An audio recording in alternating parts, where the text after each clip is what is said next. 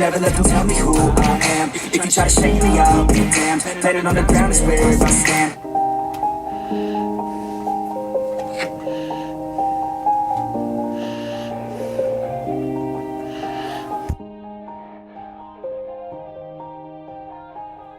Yeah. Everybody knows that I'm breaking down. Everybody knows I ain't faking now. Everybody knows my heart's vacant now. Yeah, she hates me now, I made mistakes but now I don't ever wanna be alone. I don't really ever feel at home. On my own, in the zone, that's the only way I know. Feeling low, about to blow back up. Here I never let the doubt creep in. Gotta pop a couple more aspirin. I don't think I'll ever let you in. Easier to break it off as friends. I don't really understand myself. I don't really understand, need help. I don't wanna be left on the shelf. Couldn't even hear me if I yelled. It's so cold outside. I'm alone, I'm alright. It's so cold outside. I'm alone, I'm alright. It's so cold.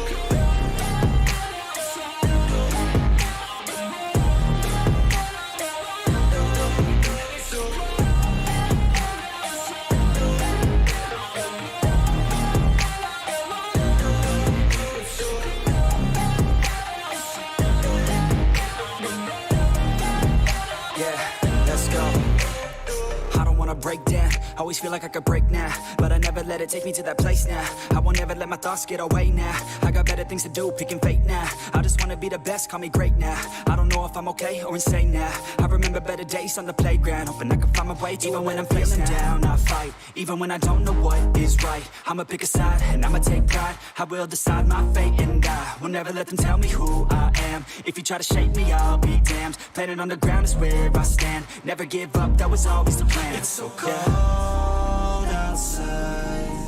I'm alone, I'm alright. It's so cold outside. I'm alone, I'm alright. It's so cold.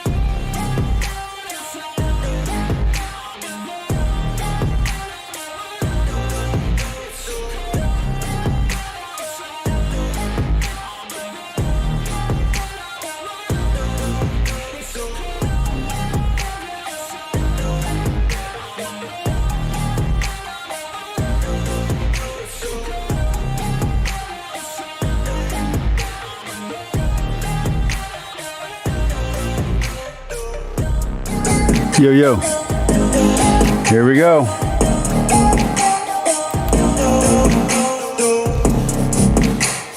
We got a nice big gulp, and we're going to get started. Sound should be better. Let's rock and roll. All right. So, for those that don't know, I'm a big fan of Michael Lofton. I really like Reason and Theology. I do think sometimes he's a little bit too edgelord. He falls into some of the traps that I used to fall into when I was a young YouTuber. But he does it better than I do. And he's probably more educated than I am. So good for him. But he has some bad takes on Candace Owens, some great takes on Candace Owens, and he says some things that I don't agree with, so I'd like to comment about it. I might follow this up if we get through the video quickly. I don't think we will, but if we do, I might follow it up with a video from Ibarra. He used to be one of Michael Lofton's friends. They used to do stuff together, and then they split off. He has this great conversation, I believe it's with Dre Dyer, I'm not really sure. And he talks about the reasons why he left Reason and Theology.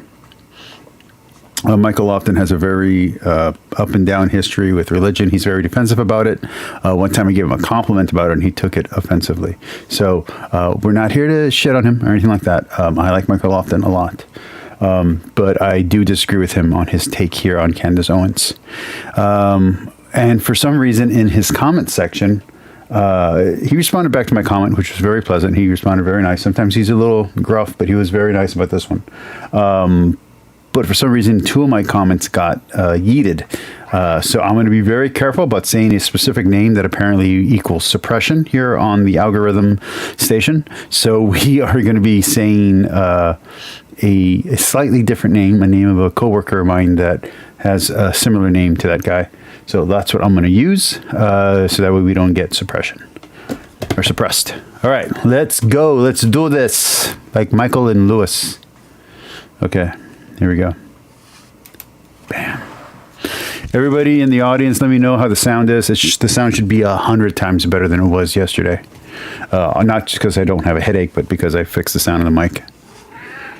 And that's my cat. That's Goldie. It's a different cat than the one you've seen. This is actually one of my oldest cats. She's over 15 years old. She's very beautiful. She mostly just sleeps on a window ledge. That's mostly what she does with her life. But it's a very good life, and I envy her. She's a very good girl.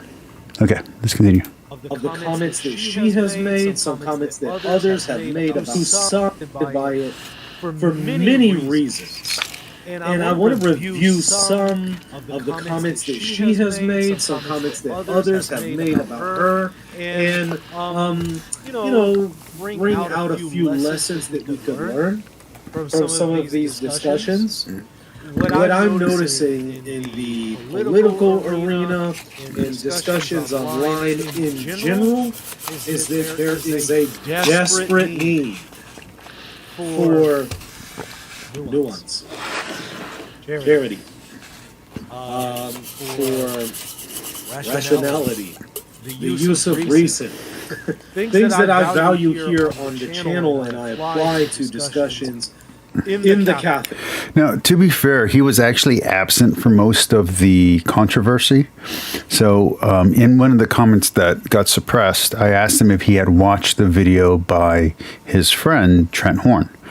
Because Trent Horn did a great video on this that Fuentes reacted to. So I am hoping that he did see that video. But we'll find out. The church. I'm noticing because there's a lot of problems in the discussions that we often have in the church. People aren't very precise. Sometimes people misinterpret others unduly. They don't offer the judgment of charity and giving the person the benefit of the doubt. They might not necessarily have the most sophisticated take from certain comments, and then they repeat misinformation. All of those things that we notice taking place in Catholic circles, some of those mistakes that I've noticed, that I've pointed out, that I've called out, I'm noticing those are the same mistakes that are taking place in discussions, broadly speaking, on social media outside of the Catholic Church. And again, a perfect example is some of the comments in the discussion about Candace Owens, comments that she has made, comments that people are making about her, whether it is in relation to the Daily Wire or her perspective about Jews. This honestly makes me wonder if he's actually watching my channel. I'm not even joking. I'm a very small channel. I don't even pretend that any of the big guys watch me, but his comments here were like, did he watch my video? I want us to take a look at this because I think we can glean some lessons here. And I think that it should be pointed out that we desperately need better. His books are more expensive than mine. In this area, because I think what we're getting out there isn't very sophisticated. So let me share my screen. I want to give you just start out with a small example, something small, and then we're going to go into more serious subject matter. The situation with Candace Owens at the Daily Wire recently was that we started seeing headlines: Candace Owens leaves the Daily Wire. And then we also saw some headlines that says, like I said, he missed a lot of the drama and the stuff that went on. If you listen to, and I think someone actually mentioned it in a comment, if you listen to Lauren Chen's X Space, you saw that Boring more than admitted that he fired her personally. So, yeah. And so, like I said, Michael seems to have missed some of the nuances of what's going on. Because Candace Owens was fired from the day. If you don't know, he was in Jerusalem If you follow, I don't know what I follow that showed that, but he had videos and stuff about it. It might have been his community page. I don't know. It might also have been Instagram. I think it was his community page. And from what I could tell, there has been actually zero official comment on which one it is. Was she fired? Did she just leave? Was it one of those deals that she left because she was about to be fired? I don't know. The point is there hasn't been anything official. But what I notice is that in commentary, people will throw these things out as if they're factual. They'll say, did she left? Oh, wait, did she leave or was she fired? Others will say she was... To be fair, none of my videos was I talking about Candace Owens directly or about her being fired or not fired. I was talking about the terminology that was being used and thrown around and the blasphemous misuse of that, of the phrase that was being used. So, just FYI. Wait, was she fired? Or did she leave? Now, this might sound like a trivial point. Maybe it's a trivial distinction. Okay, fair enough. But I'm just using this as an example of, we do this constantly in these discussions. We just constantly, casually assume something that hasn't actually been substantiated yet. And then we run with it. At least to my knowledge, it hasn't been substantiated. So, until I think we have to be a little bit more guarded. Let me get some more soda, I'll be right back.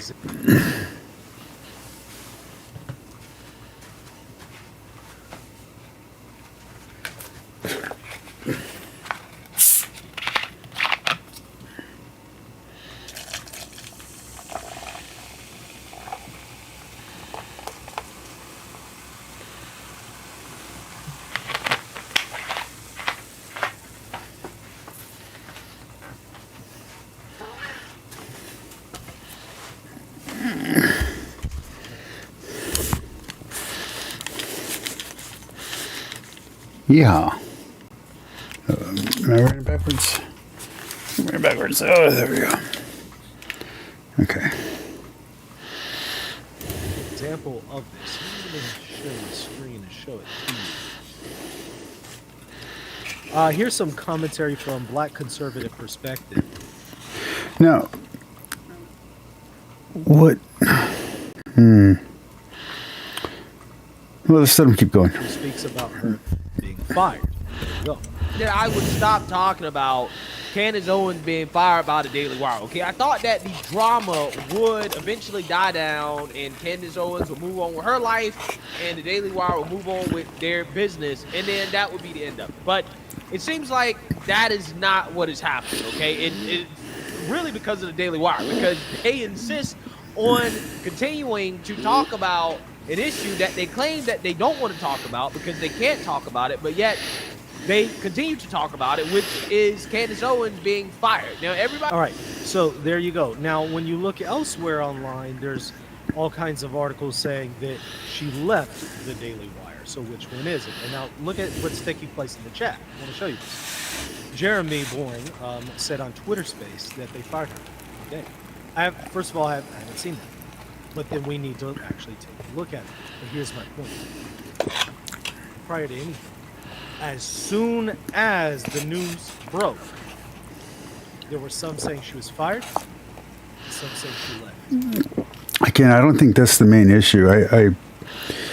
I think Lauren Chen misunderstood when we were talking about the Christ King issue, that saying the words Christ King isn't bad. It's when people are misusing the term and using it as cover for anti-Semitism or racism, that's when it becomes bad.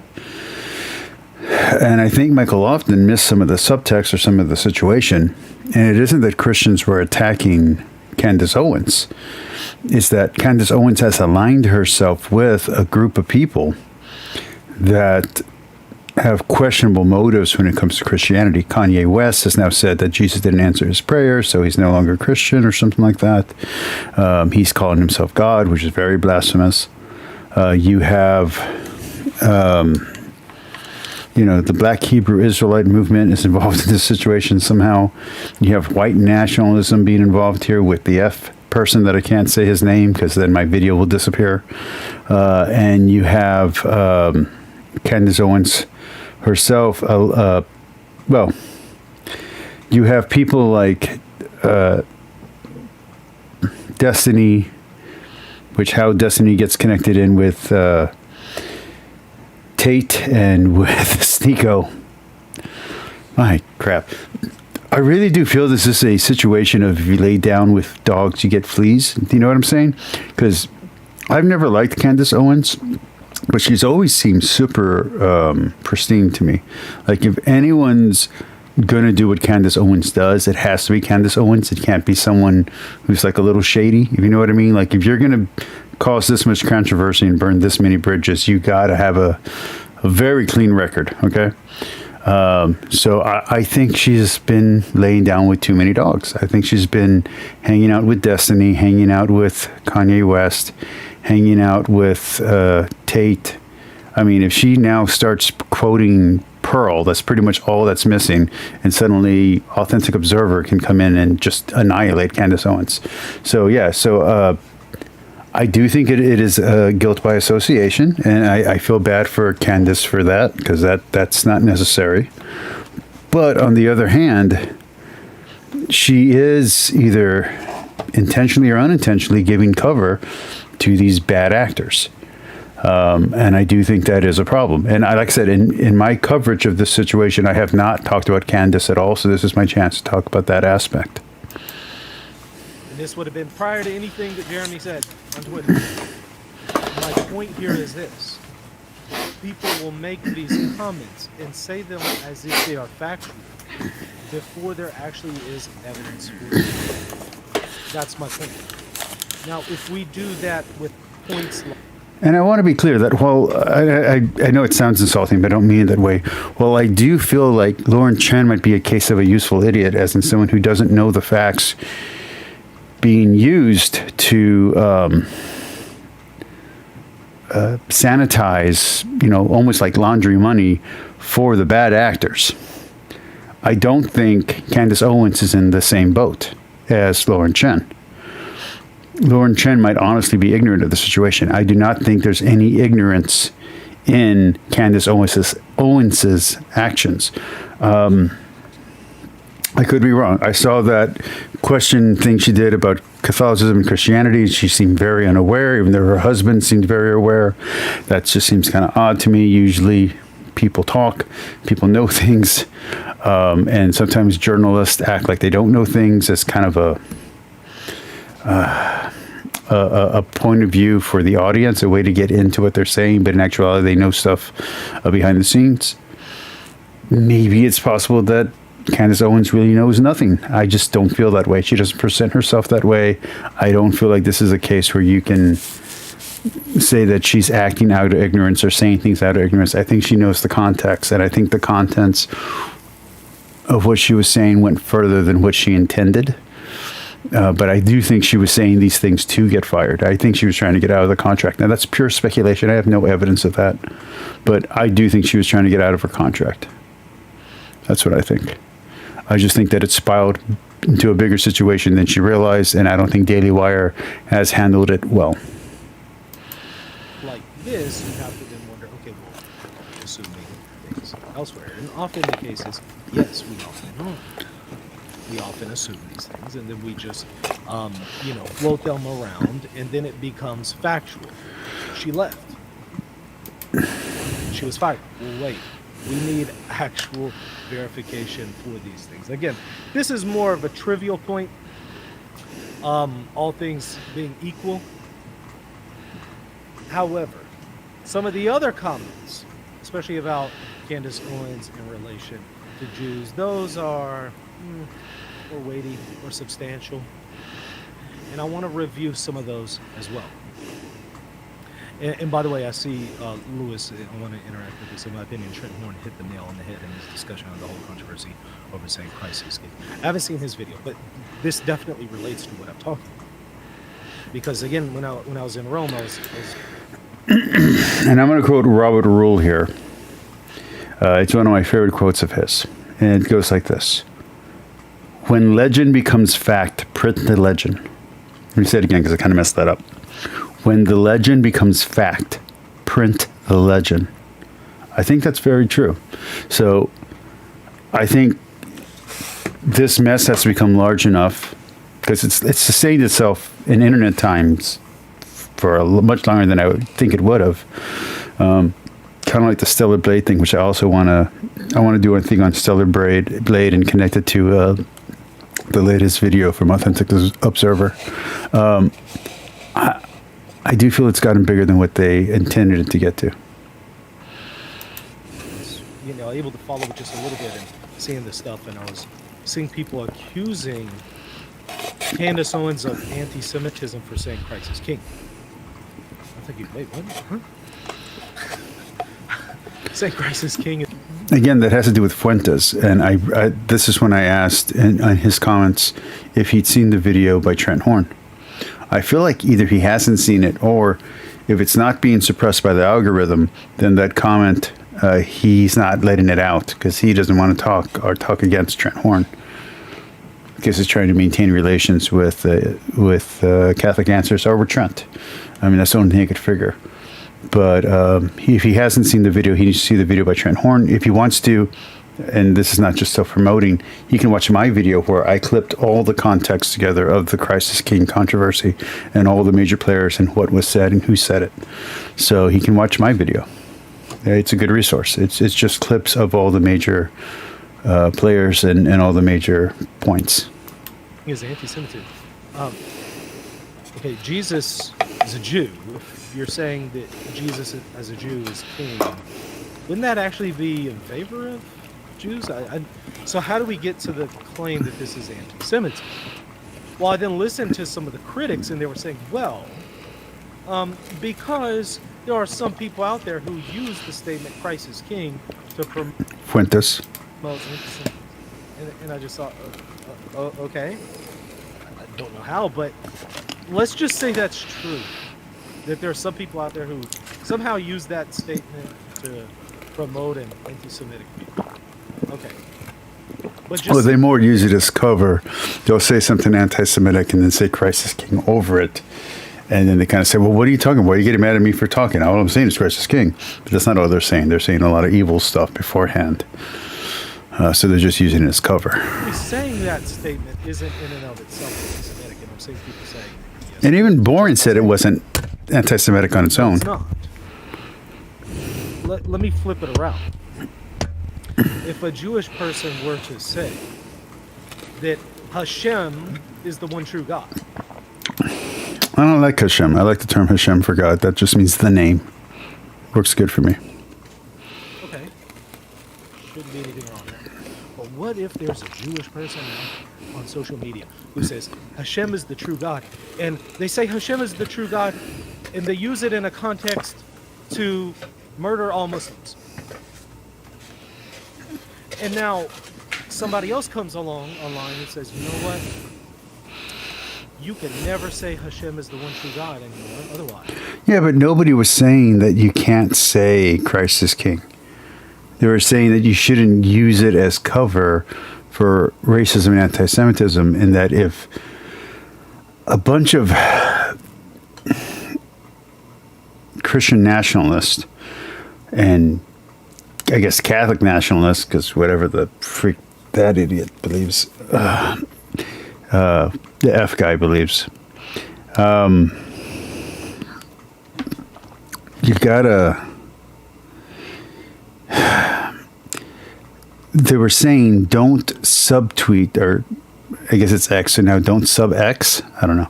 Don't subtweet, don't sub-message the people who are saying Christ is king for a racist reason.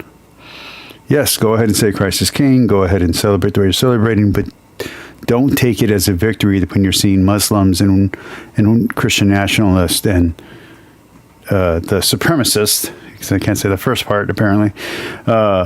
Don't be retweeting them. Don't be remessaging them, because they're not saying it in the same way that you're saying it. They don't mean the same thing, and when they're saying it, they're being disrespectful to the Lord, and they're being heretics. They're being blasphemous. That was the warning. It was a warning to fellow Christians. It wasn't a warning coming from Jewish people or anything like that. Anyway, continuing. You're genocidal. I think that would be unfair, right? I mean, just because they're... Yeah, but I mean, you yourself, I think, spoke out against BLM. So you understand how people can use a positive message for cover for a negative movement. So some people out you're there aware of this. Doesn't mean that saying it in and of itself it's in that category with people twisting. See what I'm saying? And we shouldn't have to all accommodate what we say to somehow account for this exceptional group out there that abuses a phrase. I would never ask then a Jewish person to say, well, you can never say Hashem is the one true God because some guy out there is abusing that term. I would never ask them to abide by that. I would simply listen to what the Jewish person is saying, and if they say Hashem is the one true God, and they have no intention of wanting to harm any Muslims, then I would say, fine, nothing wrong with that. Now, if there was evidence that they were trying to use that phrase to harm all Muslims or to promote genocide, okay, then we would have an issue. But you take it on a case-by-case basis, and you give them the benefit of the doubt. You assume that they have good intentions until they show you otherwise. You shouldn't have to... But I think part of the argument with Candace Owens is that she again, this is guilt by association, I get that, but she showed by her defense of Kanye, by her willingness to defend Kanye's not only anti-Semitic statements, but his sort of insanity as relates to Black Hebrew Israelites. But her willing not only to accept it, but to defend it, showed a malice on her end, at least as far as the watching tangential audience is concerned. Maybe not her core audience, but at least those who only catch her in clips and only catch her, when she's doing a big special.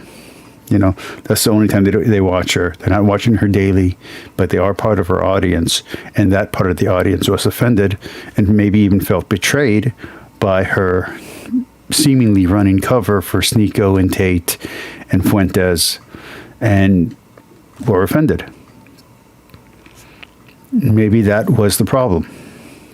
So that isn't about even her relationship with Daily Wire, because I'm pretty sure everybody, even people who like her, wanted her to leave the Daily Wire because they felt that they were holding her back, because she wants to be more edgelord is the wrong, but she wants to be more edgy than what they allow.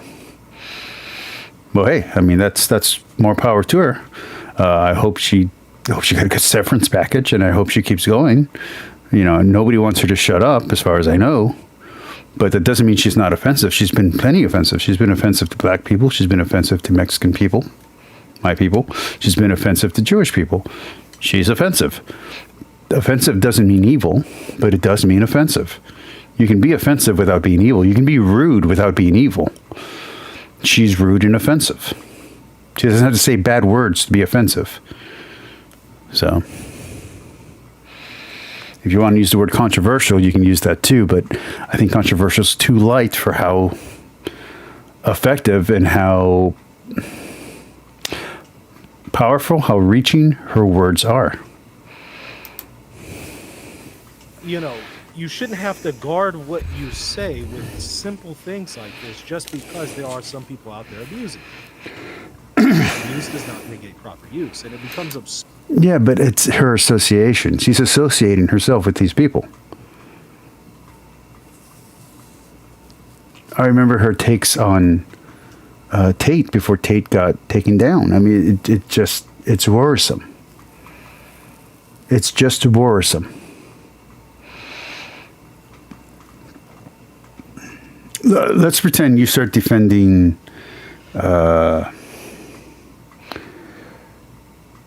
I've been using Jay Dyer too much, so let's say Tyler Marshall. Let's say you start defending Tyler Marshall and Timothy Gordon, and you just start defending them over and over and over again. And then we start seeing you in photos with Timothy Gordon and Tyler Marshall, and hanging out with them, going to eat, doing shows with them. And then you say some mild criticism about the Pope. Not even major criticism, just mild. But it's in line with their criticisms of the Pope. Don't you think everybody's nose would be twitching and they'd be like, did Lofton become a set of a contest? Did Lofton become a radical traditionalist? Like, people would be asking the question because of the evidence that's in front of them. This happened to me a long time ago with my cousin. My cousin is a PR agent, and she was a PR agent for a celebrity. And my only exposure to this celebrity was MTV and a few other things. This is way back in the day. And me and all my friends were talking about this really cool thing that the celebrity did. And we just watched them live on like MTV Beach House or something. So I went to my cousin's parents' house, my uncle's house, and my Theo's house, and we're barbecuing, and my cousin comes in with her friends, and they're acting all snooty. And they asked me, hey, what do you think? They set me up. They say, hey, what do you think about this thing? And I was like, well, that's really awesome. I just saw this interview with him. He's over here. And she's like, well, he's not over there. He's in San Antonio, and that's where I'm going next. And I just got off the phone with him. And I'm like, and I felt like an idiot, but I was also like, you have inside information. You actually know the person. I only have what I'm exposed to, and what I'm exposed to is the media, and the media lies to us all the time, but that's the only exposure I have to this celebrity. I don't actually know the person. The audience for Candace Owens only knows her through the Daily Wire and through her internet clips. They don't know the actual person. So if all they know is what they see, and again, let's go back to my metaphor, my little analogy here. They see you hanging out with Timothy Gordon. They see you having lunch with Timothy Gordon and Tyler Marshall, and they see you going on their shows, and you're using a phrase that they use to criticize the Pope. They're gonna assume, based on only what they can see, that you have switched teams.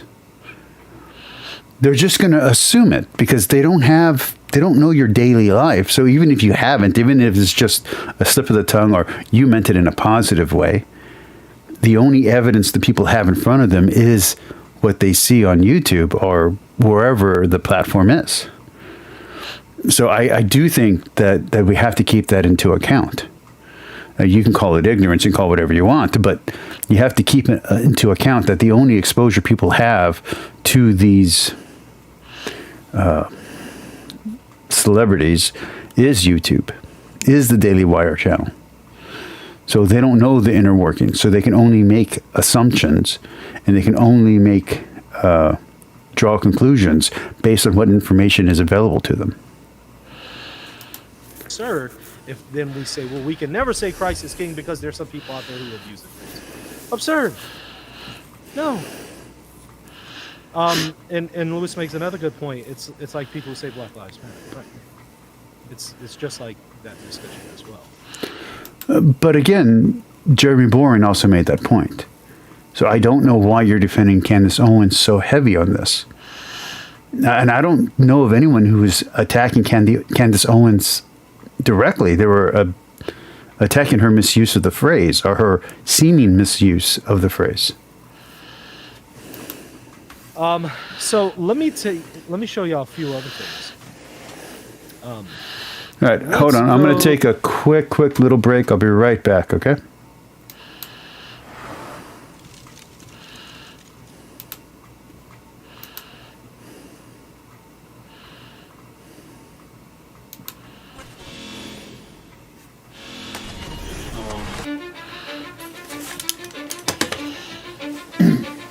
don't give a fuck what you say. Yeah, I'ma do shit my way. So you can go kick rocks, I'ma stack bricks up, build what I want to make. Yo, I got a lot of shit to say, so I'ma do this every day. I'll be writing things until I'm fucking buried in my grave. 6 feet deep under, but my body won't decay. Cause my messages are timeless, so they'll put them on display. Oh yeah, I rap with a certainty, I have a sense of urgency. A message for eternity, for everyone internally. I had some people burning me, but now they fucking learn to see I ain't the one to fuck with. Now they looking nervously, and I don't really care what you think of me respectfully. You can kick rocks if you think you're fucking better, see. I will outwork you, turn you to an enemy. Hurt you so bad that you're gonna need some therapy. I got the motherfucking recipe. I've been cooking up hits, I'ma leave a legacy. You'll be looking small when you're standing right next to me. I'm 5'10", bitch, but I'm 10 feet next to me. I don't give a fuck what you say. Yeah, I'ma do shit my way. So you can go kick rocks, I'ma stack bricks up, build what I want to make. Cause I don't give a fuck what you say. Yeah, I'ma do shit my way. So you can go kick rocks, I'ma stack bricks up, build what I want to make. Yeah, I'ma do it my way.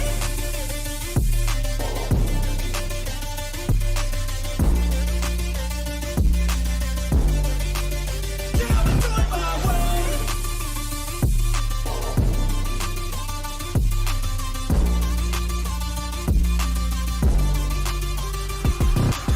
I can't contain it, I'm coming out with a statement. You really changed, man, all your music and arrangement. You don't know shit, shut your mouth, you can save it. I'm the same dude that got his come up from the basement. 100 songs, 100 weeks, didn't change it. Experiments, development, intelligence, and patience. I'll do it all again, cause I never feel complacent. Let's keep the good vibes, positivity's contagious. I'm never looking back, cause I made a life that's passionate. A college graduate suppressing all his talents, yeah. He found a way to go and change, become an advocate. For taking control of your life, go out and battle, and you think you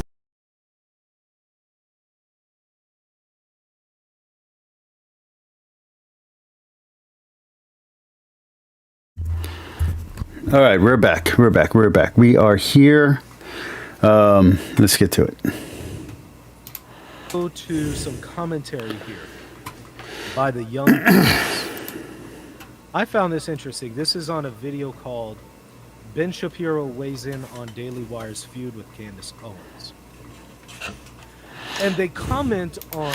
Okay, just for those who are tuning back in, I am going to be doing Eva Lupine versus Matt Fradd on BDSM, as whether or not it is a horrible sin or if it's just a fun hobby.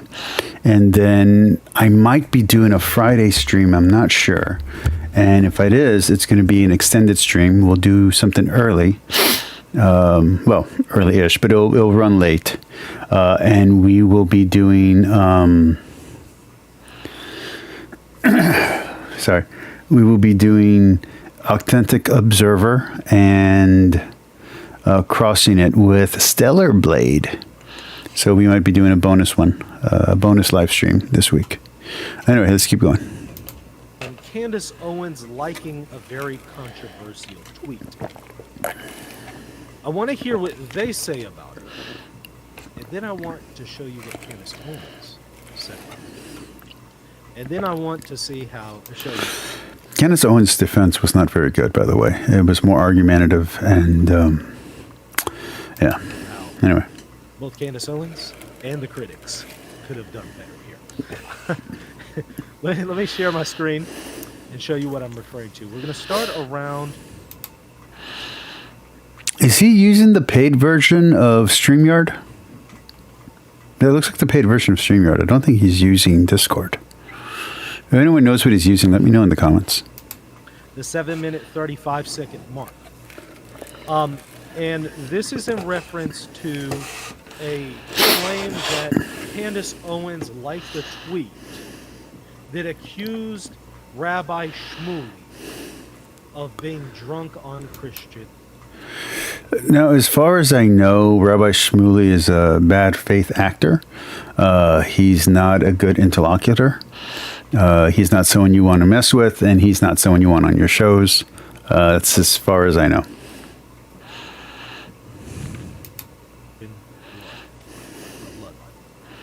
And if you've heard anything from Rabbi Shmuley, he's been bringing this up. He brought it up in his discussion/debate recently with Alex Jones.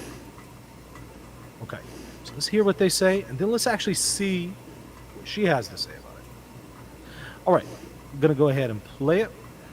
Oh, let me make sure to enable the audio so that you can hear it. All right, let's dive in. Oh, it's a secret Jewish gang. Okay, that's insanity. So, guys, Always keep everything on 2 times speed. Hold on. that gets to my major point here. Wait, one more. Okay, one more is Owens has contributed or continued to generate more controversy, liking a post on X in which a user accused a rabbi of being drunk on Christian blood. All right, I'm going to stop there. We're going to play the rest of this clip in just a second. But look at the claim. Owens has continued to generate more controversy, liking a post on X in which a user accused a rabbi of being drunk on Christian blood. That's the claim. Now, if she was simply critical of Israel's government, I agree with that. Commentary, I agree with that take. Attacking Jewish... Now, I don't know where Candace Owens was getting that from, but there is some question on whether or not some Christians have been affected or killed in the current conflict in Israel. Israel has apologized for some incidental collateral damage, but that is one of the questions, is whether or not they are going further than just fighting with the terrorists, whether they're actually going after civilians, whether they're going after Christians, whether they're going after Hindus, whether they're going after Arabs in general. That is a fair question to ask. Of course, we hope, as supporters of Israel, that their answer is no, that it is accidental and collateral damage. But at some point, if the evidence shows that they're lying, because they can lie, they're people, we're all just people, and people can lie, it is, then you have to take a stance and say, hey, wait up, we're not going to support this. Now, as far as we know, it hasn't crossed that line. But it might, and if it ever does, then we have to pull our support. So Candace Owens may have asked this question inflammatorily. She may have asked it without tact, as she likes to do.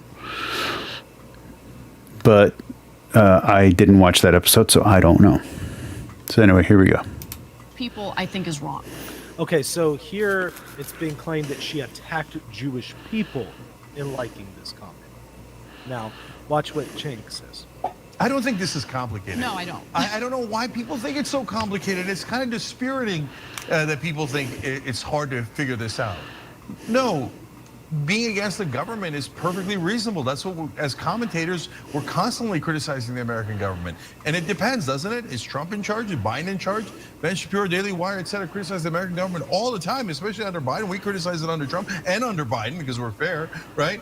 We criticize the Turkish government, the Israeli government, the Russian government, the Ukrainian government.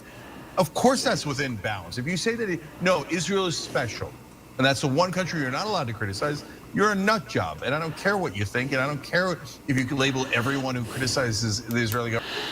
I mean, you can criticize everybody. You can criticize everything. You can have opinions on everything. That's all that YouTube is opinions at this point. An anti-Semite. That's an old, dirty trick. And the guys like Shapiro, unfortunately, the boy who cried wolf. They've done that trick 2,000 times. In all fairness, I have seen this a lot, where if you have any kind of criticism of a Jewish person or the Jewish government, I'm often hearing people say that's anti-Semitism, which is absurd. Just to be fair, I haven't heard that from anyone. I'm pretty sure he has heard it, but I haven't heard anyone say that criticism of Israel on its own is anti-Semitism.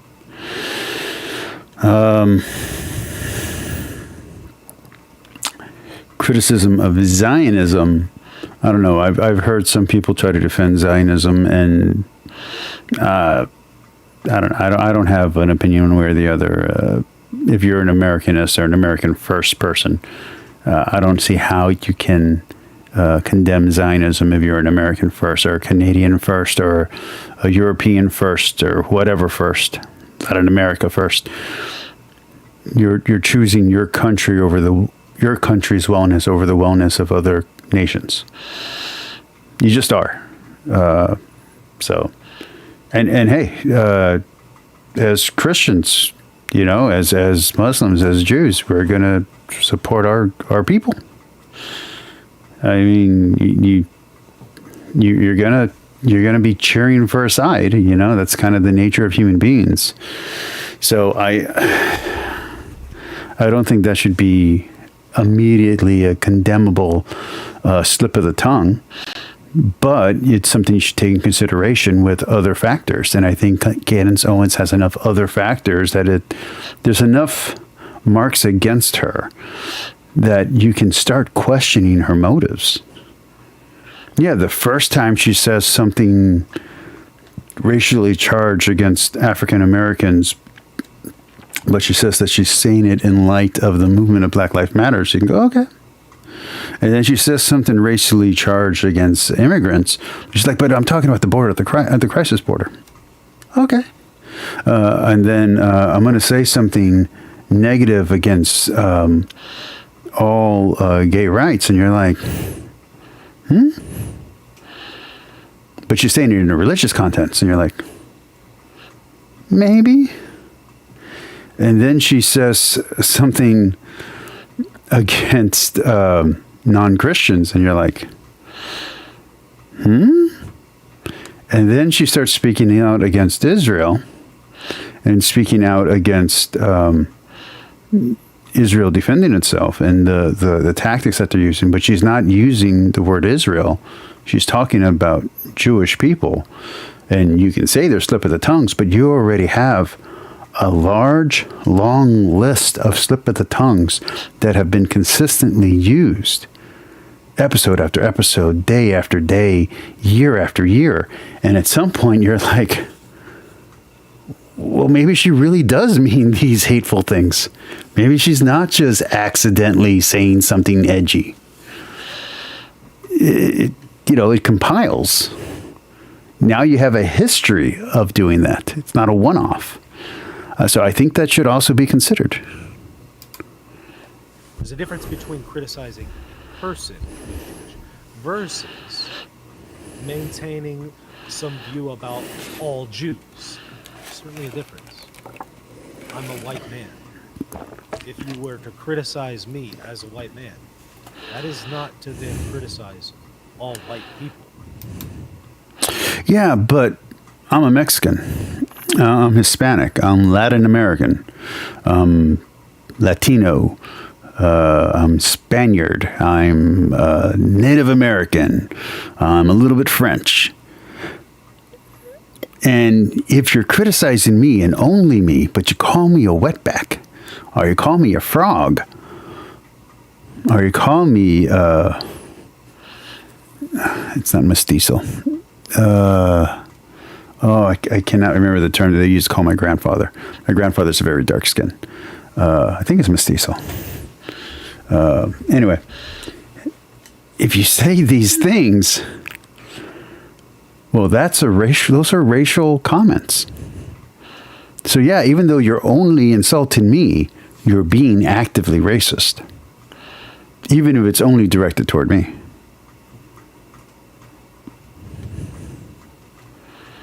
There's a difference between saying, oh, you're a Catholic, and Catholic. There's just a huge difference, even if it's the same word. So there is a grain of truth to what he's saying. Maybe more than a grain. There's some truth here. I'm seeing people overplay the anti-Semitism card, which is a problem because whenever you actually have an issue of anti-Semitism out there, people are going to dismiss it because they have been told that, hey, so-and-so is an anti-Semite, and they've heard it overplayed so much that it really loses its meaning. It's just like the race card in America with African Americans. I see that constantly. So-and-so is racist. And sometimes I'll hear that card being played and I'll hear what the person is saying and it's not actually racist. And when you overplay the card, again, whenever... I'd like to ask Michael Lofton two situations that I've been in my life. The first one didn't matter. And the second one was extremely dangerous. Okay, so let's talk about the first one. So the first one, I'm 18, 19 years old, maybe a little bit younger, and a family member died. I think I went to a funeral. And me and my cousin who's older than me by about 4 years, who looks younger than me, she's like 4'2", 4'5", and radiant, very youthful looking. And we go into a music store, and I go first with a much darker skin than I have now. If you've seen my videos last year when I was working out in the sun, it doesn't take much for me to get very, very dark. I went to go purchase an item, and I was denied. My cousin, who looks younger than me, came back in with me to purchase the item, and they didn't card her, they didn't ask her any questions or nothing like that. They let her purchase. Okay, non-incidental, but it looked like the very pale skin, blonde hair, blue eyed person was not going to sell me a product. And yet when my cousin, who has very light hair, very light eyes, very light skin, when she and talks, not that I talk very Hispanic, but has even less of an accent than I do, there you go. Product was sold. Not important, not a big deal, left a bad taste in my mouth, who cares? Is that a case of racism? Okay. Example number 2. I'm in college. Me and my buddies are driving around looking for a bar, and we can't find the bar. We haven't drank yet. We haven't gone to the bar yet. And we get pulled over. And this cop goes, okay, come on out. And I get out of the car. He talks to me. He goes, wow, you speak really good English for a Mexican. And I said, yeah, thank you. He goes, I noticed there's a few y'all in the car. Are you all legal or illegal? And I said, I'm Texan, born and raised. And he goes, well, I need to see your all IDs. And I said, you can see my ID, but no one else is out here. And he goes, all right, good point. Show me yours and you all can go. Okay. Show him my ID. He doesn't ask for the other ones to get out of the car because of what I said. And he asked, like, is your dad a lawyer? I talked back a little bit. He's like, are your dad a lawyer or something like that? And I was like, no, and my uncle is. And for those that don't know, my uncle was the head lawyer for the state of Texas and the head lawyer for AT&T after the state of Texas. Anyway, I didn't pull my name or use any kind of clout like that, but I was just like, yeah, my uncle's a lawyer. And he's like, well, you seem educated. I'm like, well, I should be. All of us are in college together. And he's like, well, okay, leave. And I was like, well, we're looking for a bar. And he was like, no, leave. I was like, okay. So then he followed us from the outskirts of that town to the next town, all the way to my neighborhood. And he only backed off when he saw the neighborhood that my father lives in. That neighborhood is an upscale neighborhood. So once he saw the upscale neighborhood, he stopped, turned around, and ran off, like just sped off as fast as possible. Was that an act of racism? He wanted to know if we were illegals. He wouldn't let us go to our preferred place to get alcohol. And he followed us until he saw us enter a rich neighborhood, or a well-off neighborhood, I guess I should say. So, was that racism, Michael Lofton? Either of those two examples. And depending on your answer, that will color the way that you interpret the situation that's going on with Candace Owens, whether or not she's being anti-Semitic or not. Because if you say, if my situations, neither of those were racist, then yeah, I guess you would not see anti-Semitism in what Candace Owens is doing. If, on the other hand, you do have a sense of racial tension or racism from the police officer to my group of friends, who are all Hispanic and in college together, or to the I forget the word, it's not provider, but to the store clerk versus me trying to buy a CD back in the day when CDs were bought in stores, then yeah, you probably do see anti-Semitism or hints of anti-Semitism in what Candace Owens is saying, even if it's a little bit subtext, if it's subtextual. Okay? Whenever somebody actually is racist, and people call it out for being racist, people aren't going to really hear it, because again, it's the boy who cried wolf. It's like that phrase that people are saying, when everything is racist, nothing is racist, right? Well, if everything is anti-Semitism, nothing is anti-Semitism. In other words, it's being sometimes overplayed, which actually then undermines legitimate criticisms against people who actually are anti-Semitic. Okay, let's continue with the clip. But now the problem with crying wolf is when the wolf actually shows up. And anti-Semitism is the wolf. It is real. And when Candace Owens says that there's a secret ring of Jews who run Hollywood and DC and that they're sinister, that's textbook anti-Semitism. I agree with Cenk there. I do. If you can't tell that that's anti-Semitic, I got bad news for you. That probably means you're anti-Semitic. I don't recall for sure what her comments were. I'd have to go back and look at them. In my mind, I thought that they were a little bit more refined and nuanced than this, but I'd have to go back and listen to what she had to say. So I can't. I do also think that whatever. Cenk, I do believe that he's also conflating a little bit of what Ford Fiesta said. And because Ford Fiesta said that, I think he's conflating that with Ford Fiesta's statement. Weigh in on that specific comment. I am, however, going to weigh in on the clip that is coming up about the drunk on Christian blood comment. Like, you believe that there's a conspiracy of Jews that run around. But look, guys, there's powerful people that are Jewish, Muslim, Christian, Hindu, etc.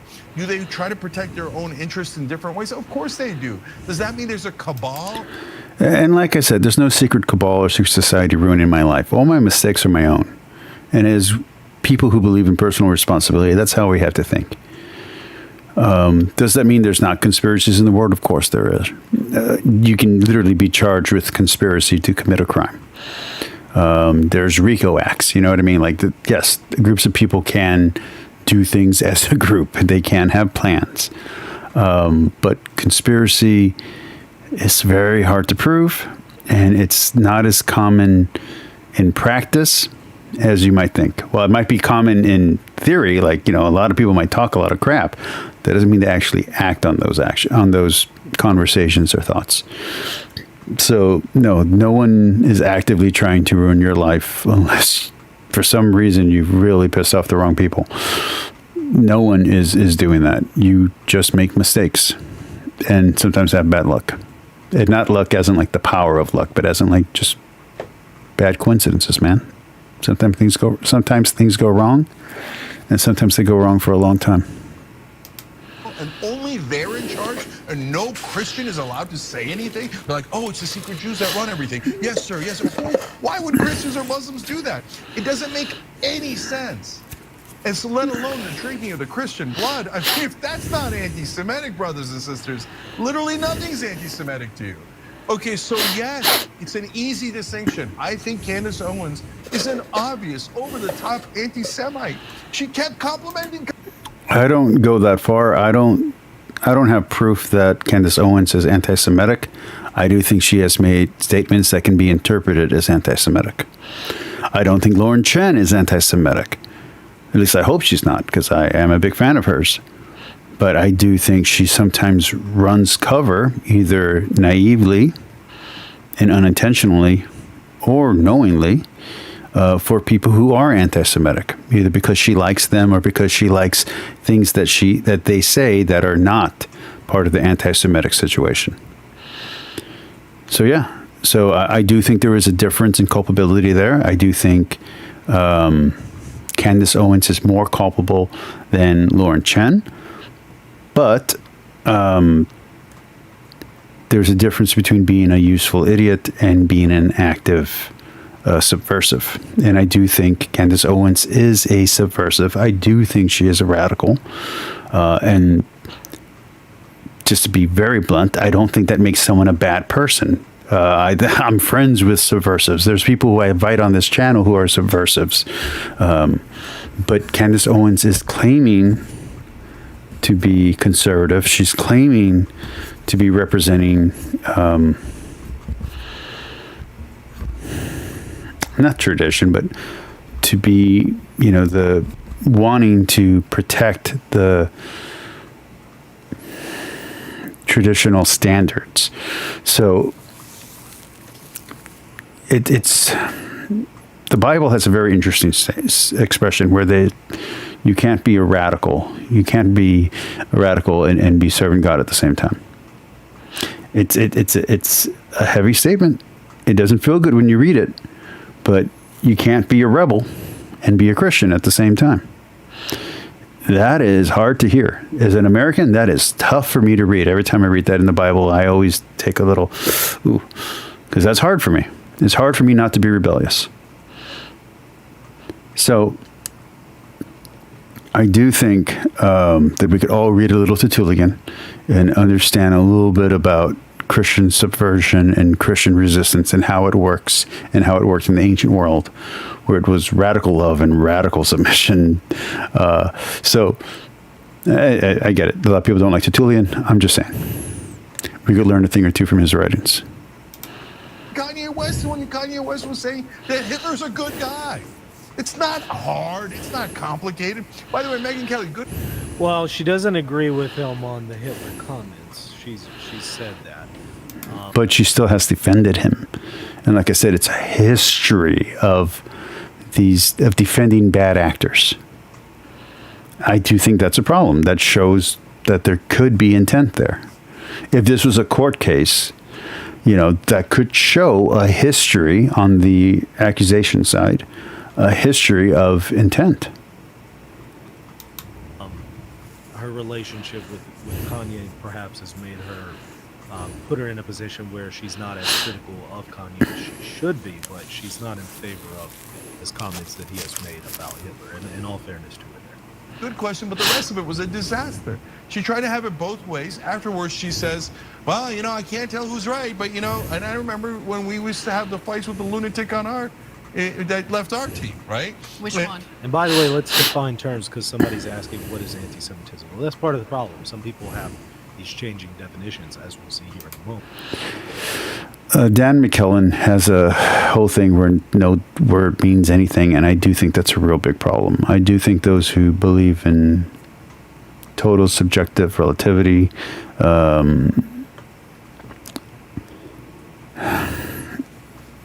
let's call it extreme existentialism, I do believe that is a problem. I do believe that, and I've said this before, that while words themselves may change, what the word describes is real and has real limitations to it and real substance to it. So while the word used to describe the thing might change, the actual thing itself does not change. The thing that's being described. But the way I would understand anti-Semitism would be exactly what the term means. It's against Semites. And so specifically people of a Jewish ethnicity, so people who are genetically Jewish.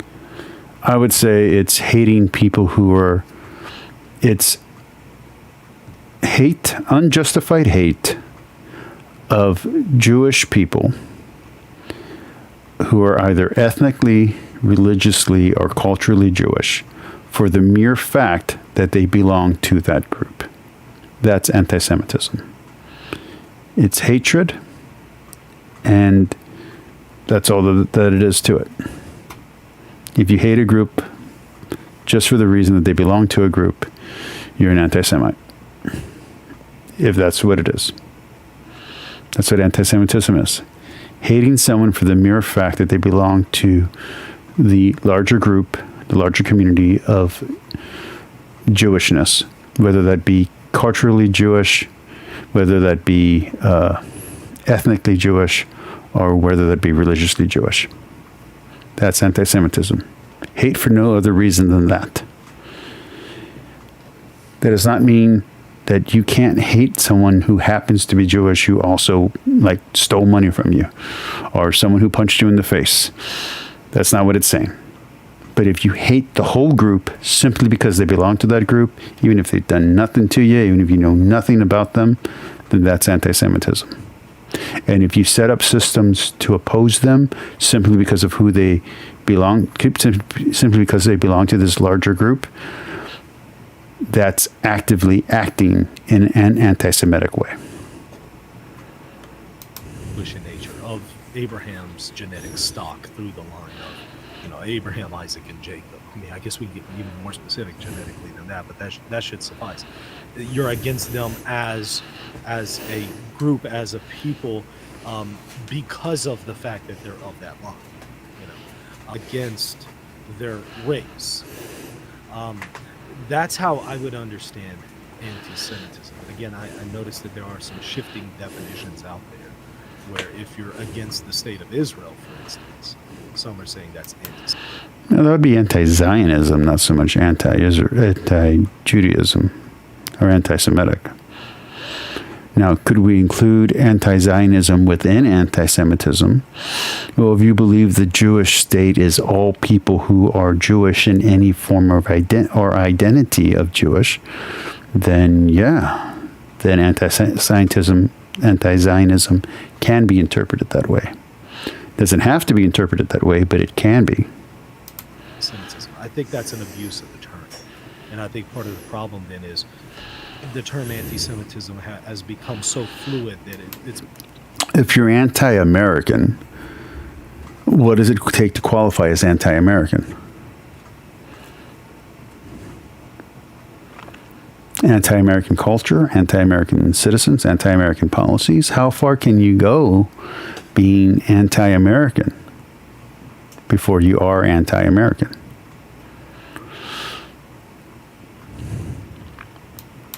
Become meaningless. And so it's actually harmful to redefine these terms in that way, because it then means nothing. It's harmful for the exact same reason it's harmful for us to start redefining what a woman is. What a woman is, or what a man is. Okay, but let's play devil's advocate for a second. Let's take Dan McCullen's stance. Let's say that there's no one definition for a word, that words only have the meaning you give to them, and that meaning is subjective and relative and contextual, yes, but it cannot be abstracted to an absolute meaning. So there's no absolute meaning, there's no univocal voice, there's no exactly one thing or another. There's only interpretations and understandings, and because all of us understand words differently, all of us have different contexts, there's no solid single one definition. Words evolve and change over time, meanings evolve and change over time, so therefore we don't really know what we're talking about, ever. We can mostly just guess and get as close as possible to a meaning in a certain context. Does the shifting meaning of anti-Semitism match what Candace Owens is doing? I don't think so. I don't even think with the shifting terminology you get to anti-Semitism based on Candace Owens saying Christ is king. I do think if you look at the history of the things that she said, you can show that she is, an expression that I like, throwing red meat to anti-Semites. That she might be doing. She might be cultivating an audience that includes anti-Semites. And I think that's dangerous. I think that's unwise. Is it anti-Semitism in itself? No. Is it a dangerous thing to do? Yeah. Does it mean that it could lead to her becoming anti-Semitic at some point, or some part of her that's already anti-Semitic could grow because of cultivating this audience? Sure. Now, just because she might have some anti-Semitic views, that doesn't mean that she herself is anti-Semitic. Okay.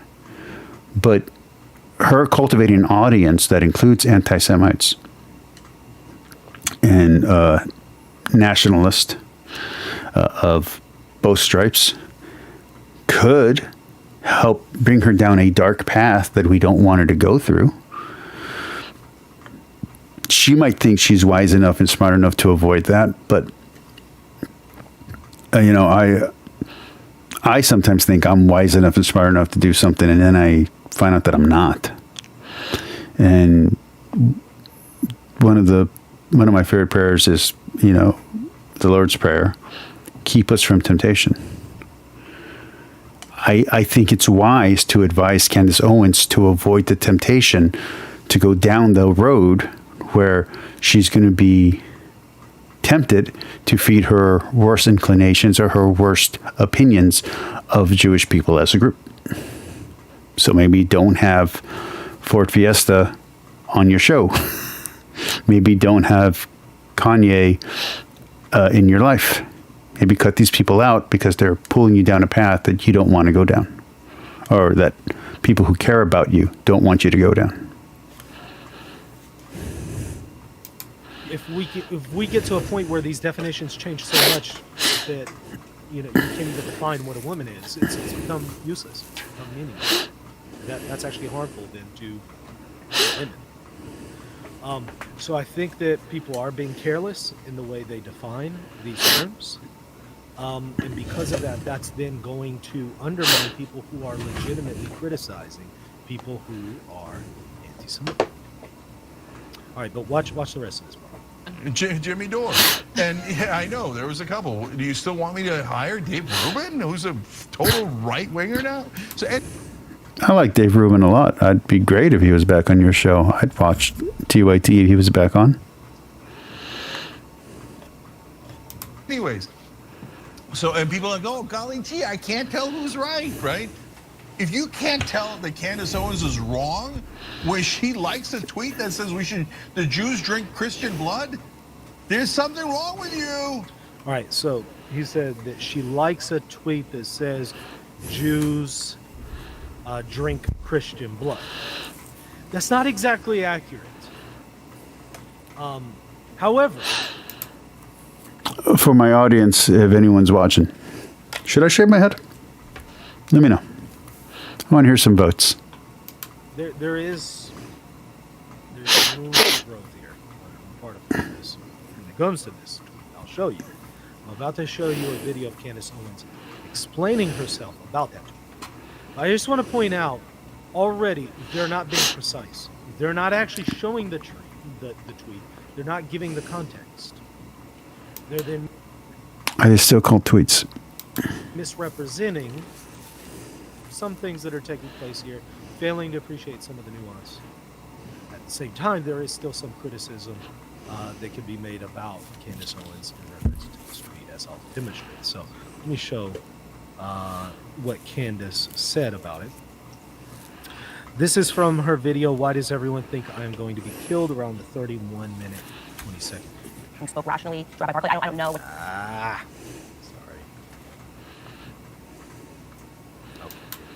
Is he able to understand what they're saying when he fast forwarded that to that extent? Driving this, but here's the headline. Candace Owens endorses wild anti-Semitic conspiracy theory about Jews being drunk on Christian blood. So a lot of people are making those statements. Now watch what she says in reference to what she wrote. To be fair, I haven't heard that she had said this. So this was not even part of my original videos on this. That is the headline, you guys. You've been listening to the show. Have you ever heard me endorse a conspiracy theory about Jews Yes. being drunk on Christian blood? No. How sick and how sinister is this getting? How utterly insane is this all getting? It's starting to feel like there's some sort of a bounty on my head, and the person that can convince the public of something that is so ridiculous that I can't come back from is just going to receive a ton of money. And Isaac Shore is really competing for that, because do you want to know where he got that conspiracy theory from? I don't know who Isaac Shore is, so I kind of don't care. A tweet that I had liked of someone defending me when Rabbi Shmuley was smearing me. he dug up an old tweet of mine that was from February, tried to present it as if it was something new. Yeah, but even if it's an old tweet, even if it's back from February, it still doesn't look good. And the tweet can still be anti-Semitic, even if it was 50 years ago or 100 years ago. It can still be anti-Semitic. You can still have said something stupid. Just own up to it and apologize for saying something stupid. All right, I'm going to read what it says here because I don't know if she reads it. But she goes, arch anti-Semite Candace Owens. I don't think she's an arch anti-Semite. I hope she's not. Is inciting her Jew hating followers, which she does have some of those followers. That's undeniable. To threaten to murder Jews. I don't think Candace Owens would be that stupid. And especially me. Again, even if Candace Owens deep in her heart wished for something like that, she is not stupid enough to say that out loud. I have received untold number of messages like these from Candace Owens' Jew-hating fans. Again, those are her followers. And again, you don't even know if they're her followers. These are people who could just be identifying as her followers. They could be using her for cover, just like they use the statement, Christ is King as cover. This could all be the Ford Fiesta's followers, the gropers or groupers or whatever the crap they call themselves. Candace Owens and @official Ben Shapiro will be responsible. It's interesting that that didn't come out. I don't think he has the right email for that or the right tag for that. Will be responsible for any acts of violence against Jews incited by Candace Owens and the Daily Wire. Well, the Daily Wire in general would not, as a brand, endorse violence against Jews. Period. Neither Jeremy Boring nor Ben Shapiro.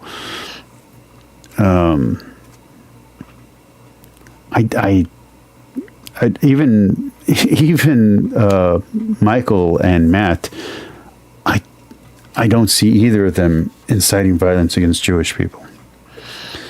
And Andrew Klavan definitely wouldn't. Matt might say something stupid and have a slip of the tongue.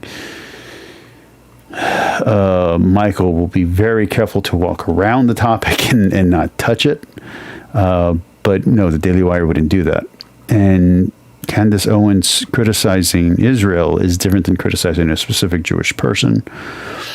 But again, even if she does harbor or have some anti-Semitism in her personality or in her thinking, she would not be stupid enough to call for actual violence. She is very careful. She's very good at her debates. If you ever watch her talk to college students, you ever watch them try to trip her up, she's incredibly talented at the words she chooses. So when she sometimes says stupid things about Catholicism or stupid things about Christianity, it always feels like she's being disingenuous because it seems that she already has that knowledge and she's trying to say something different.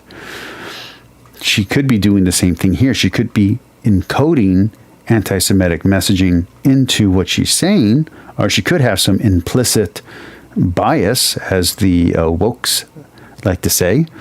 But aside from the woke crowd, Candace Owens would never be stupid enough to make this kind of accusation. Now, if you show me evidence that she has said this explicitly herself, well, then we got a problem. But I don't think Candace Owens is this stupid.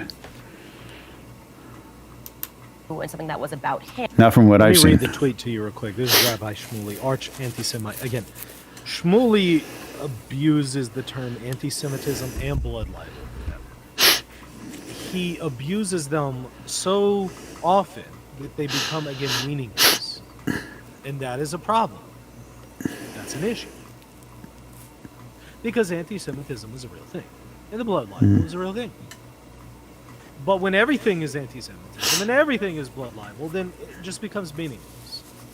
So he's, again, one of those guys that abuses these terms, and I think that actually undermines Jews whenever they are calling out anti-Semitism. So he's not doing them a favor. He's doing them a disservice. Him before our back and forth ever even broke out. So I liked the tweet. Let me read that to you since she didn't read it. arch anti-Semite Candace Owens is. Sorry about that. I had to step away to blow my nose. Followers to threaten to murder Jews, and especially me. He has a type of thing. I don't know. Maybe some of her viewers are Jew hating. I imagine other followers of hers aren't. I imagine it's a mixed bag, like everything. Well, I mean, the Black Hebrew Israelites that follow her, the Kanye Westites that follow her, and the Ford Fiesta fans that follow her would all be anti-Semites. The Fiesta fans would follow her. Because Fiesta sounds like Fuentes. There's some people who watch this channel who hold to ridiculous views, and some of them Hold on, I'll be right back. Anti-Semites, even though I'm very much.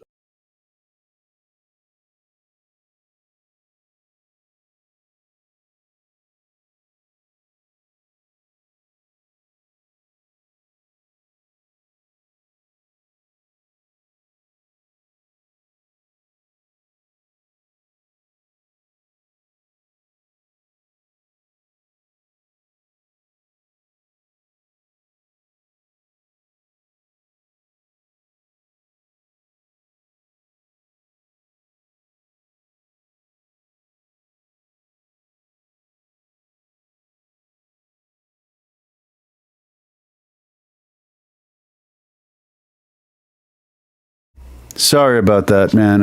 My nose is acting up really bad. I just put some nasal spray and blowed my nose and washed my hands, so we're good to go. And then again, I would imagine the majority of people who watch this channel are not anti-Semites. I would certainly hope so. Hopefully, I'll run off the anti-Semites pretty soon. Hopefully, this will run them off. I don't know why the other videos wouldn't have, but the point is, it's always a mixed bag, you know. So, are there some Jew-hating followers who watch Candace Owens? Yeah, I'm sure there are. I'm sure there's some Jew-hating followers who follow Rabbi Shmuley as well. But to put it that way is to somehow indicate that anyone who follows Candace Owens is somehow Jew-hating, and I think that's because again, I'm sure there are some people.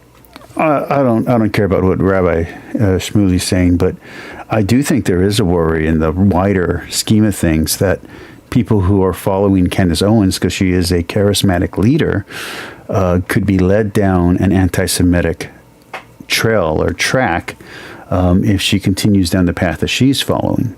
So it's not just a question of whether or not this would be bad for her soul to be courting these viewers, but if this might become a factory for producing anti-Semitic views within people who weren't anti-Semitic beforehand, or who only had leanings, and now her opinions could be pushing them into anti-Semitism. I think that is also a big concern.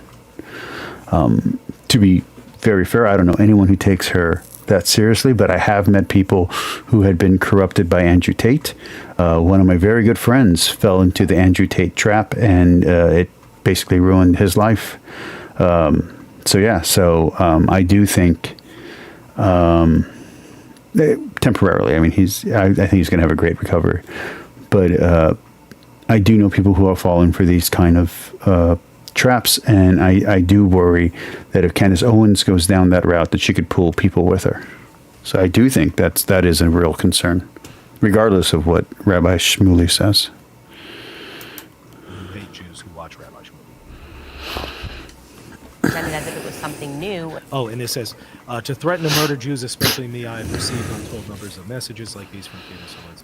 Yeah, but I mean, okay, so let's pull back the curtain a little bit. Back when my channel was a bigger channel, which I'm trying to get to be a big channel again, and back when I had more views and I want more views again, I used to get threats, death threats, everything, from YouTube creators, audiences, and the creators would email me, and we were very friendly. I think there's only one of them that wasn't friendly until Brian Halsworth, who he didn't want anything to do with it.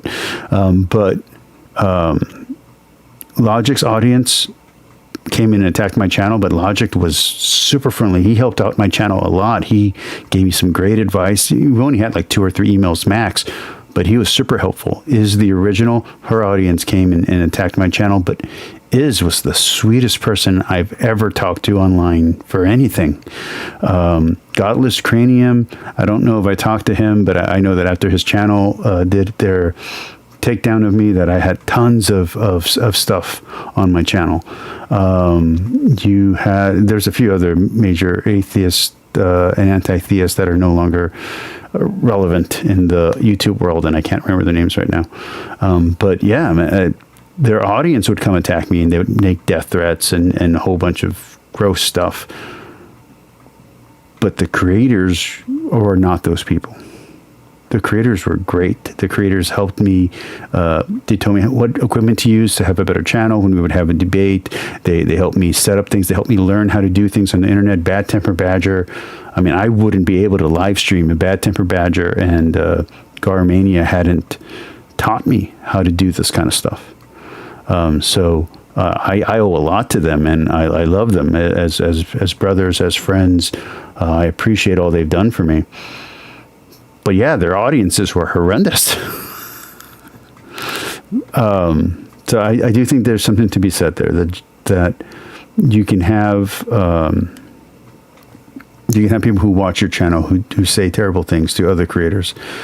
That's not the intent of the creator. The creator themselves are making content, and they're trying to draw an audience in, but they themselves might not have any ill intent whatsoever. So yeah. And that's sad if there are some people who watch Candace Owens who say that. I don't think that reflects what Candace Owens maintains. I certainly don't think that she's in favor of people contacting Rabbi Shmuley right now. But here he's kind of giving the impression that, the followers of Candace Owens, they're all just Jew-hating people who want to kill him. Well, look, in fairness, there are people who follow Rabbi Shmuley who I'm sure have threatened the life of Candace Owens. I guarantee you. I can guarantee it too. I just know the way social media works. There are people who threaten my life from, people who follow my critics. This is just the way social media tends to be. Him and Jay Dyer used to be friends. I'm pretty sure him and Jay Dyer probably still have each other's phone numbers, but their audiences probably hate each other. It's too bad, but that's how the internet is sometimes. Anything and everything else. But I don't think that would be then indicative of Rabbi Shmuel, if one of his followers has threatened the life of Candace Owens. Even though he has made some threats about her, I haven't heard him make any threats to her life. So I don't think that would be fair to Rabbi Shmuley if any of his followers do that. So, it is unfair the way he's depicting her here. And this is something he excessively does. Candace Owens and official Ben Shapiro will be responsible for any acts of violence against Jews incited by Candace and the Daily Wire. That's absurd, because I don't think it would be fair to say Rabbi Shmuley will be responsible for any acts of violence that happens against Candace from a Rabbi Shmuley follower. That wouldn't be fair to Rabbi Shmuley, and this isn't then fair to Candace Owens and Daily Wire to say they're somehow responsible for those acts. No, that's inappropriate. For those of you watching, I am going to try to recruit one of my buddies from a different point of view than me to this channel at some point so that we can have two commentators on these live streams. Assuming all my finances work out.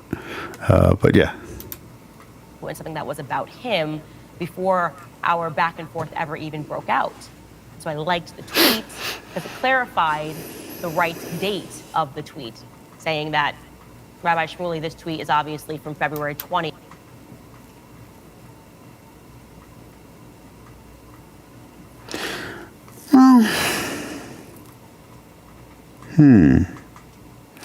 That's clearly sarcasm. That's clearly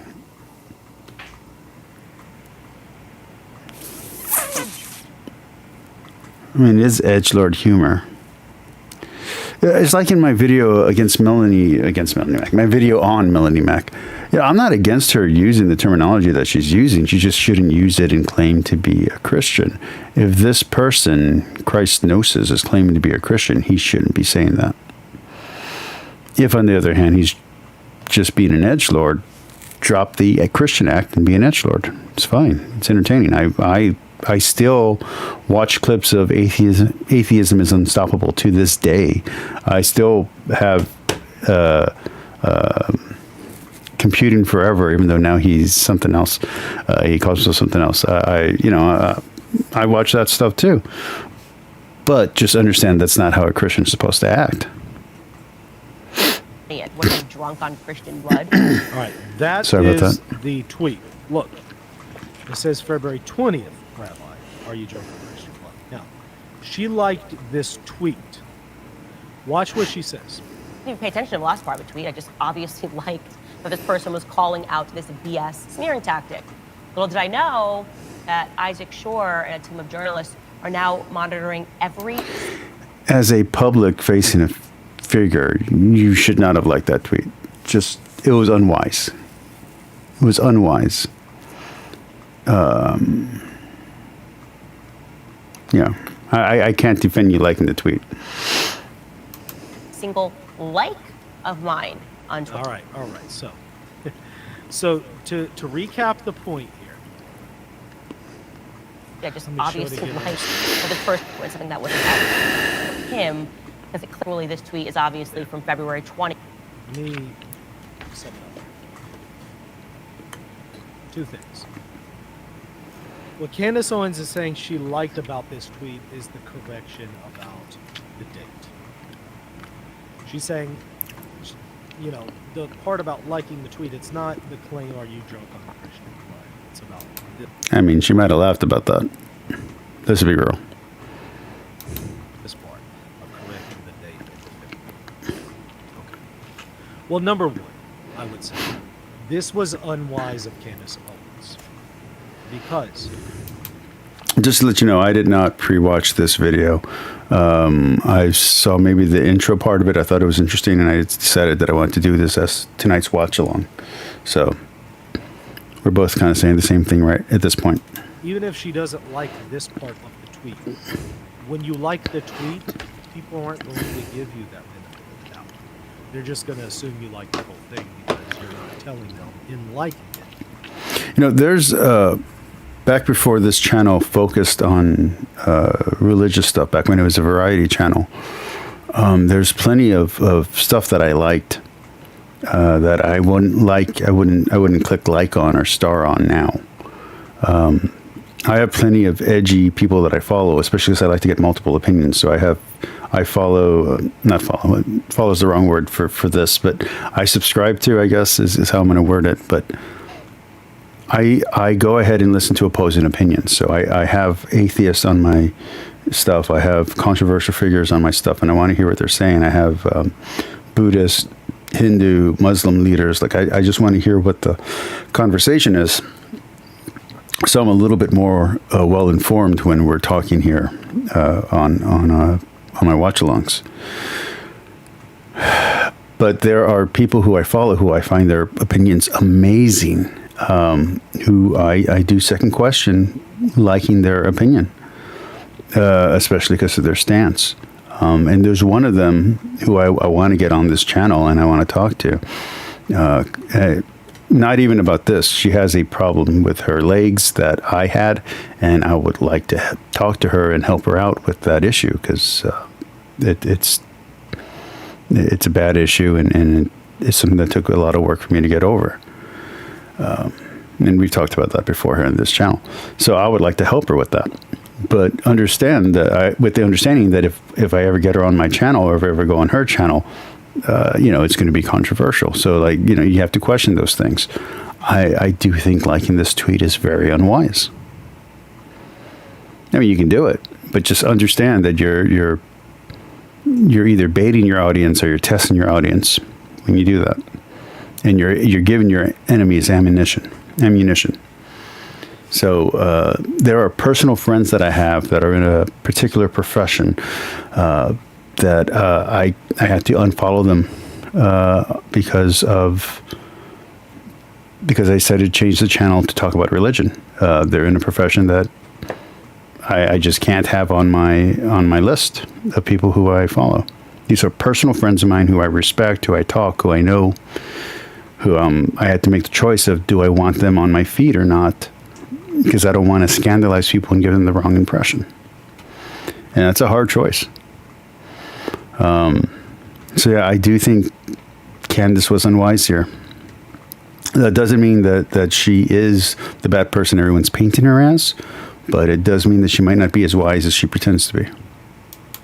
Or pretends herself as. The first half of this, not the second. So that's going to then open you up to people who come along and say, Candace Owens likes tweet about Jews being drunk on Christian blood. See how that works?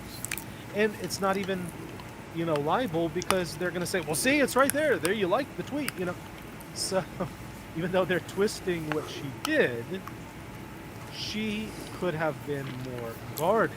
Now, in fairness to her, she probably didn't think that people are this irrational, that they follow her likes and would twist things this severely. Well, I want to say, Candace Owens, if you're watching, you underestimate critics. You're underestimating critics. I'm telling you, I know this from experience. This is what they do to me all day long. What she's been experiencing is what I experience and have been experiencing every single hour of every single day for years. Same exact thing happens to me. So if I were to see this tweet, somebody defends me, says something right, but then follows it up in the same tweet with something ridiculous, I'm not going to like it. You know why? Because I know if I like it, people are not going to give me the benefit of the doubt, and they're going to think I like the whole thing. Because if they twist my words on other areas, they'll certainly twist my words in more ambiguous areas like this, where it's not clear what part of the tweet am I liking. Is it the whole thing? Is it part of it? Is it the second part? Is it the first part? Well, a like on Twitter doesn't tell you which one it is. So they're going to assume it's the whole thing. So she could have done better. In fairness to her, again, she underestimates how crazy people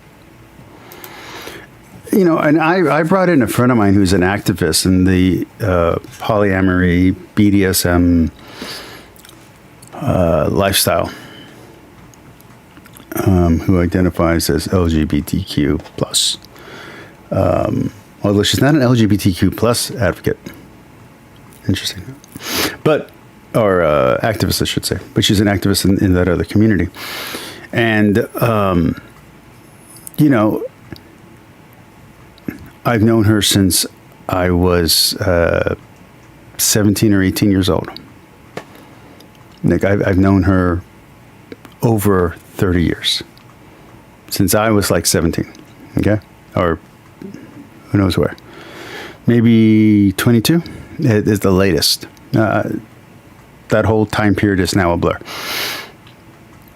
But she was friends with my friends. I was friends with her. Or I was friends with my friends, obviously. And then we met each other, and we were friends ever since. I'm not going to start hating the person or not being friends with the person because our life paths diverged. So, yeah, I have friends who are in professions that are controversial. And when you like them and they have other friends that like your stuff, that's an audience that I can't tap into because it could scandalize people. And that's, it's too bad for me.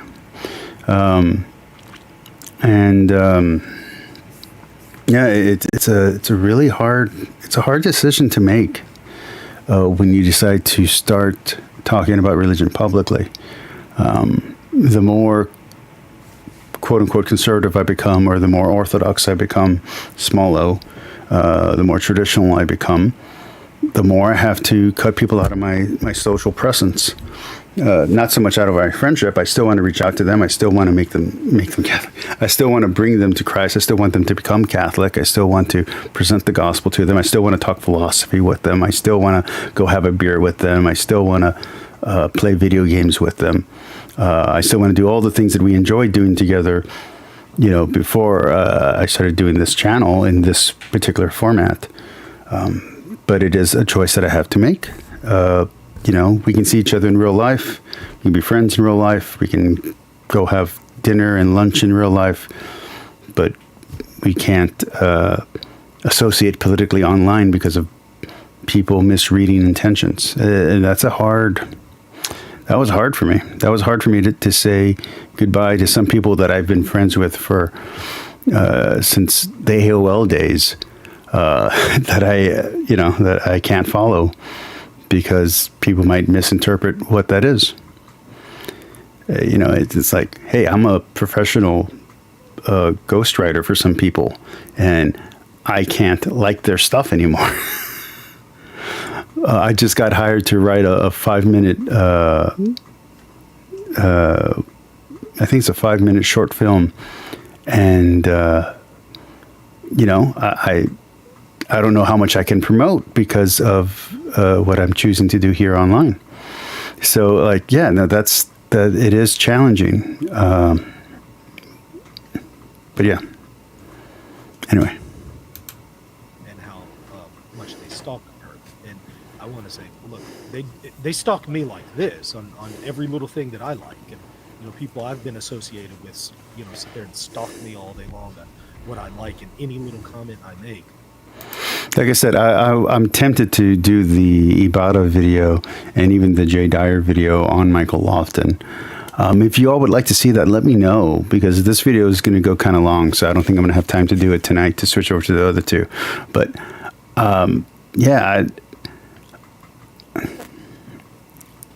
I know Michael Lofton is much more famous than I am, and he has a much bigger audience than I do, but I really feel you, brother. I really do feel you. It's tough. Especially, you and I have very different origins, but when you've gone from different communities, you bring friends with you along the way, and there are people who are resentful when you leave one community to go to another community. I wish it wasn't like that. I really do. But people really do become resentful when you leave a certain group.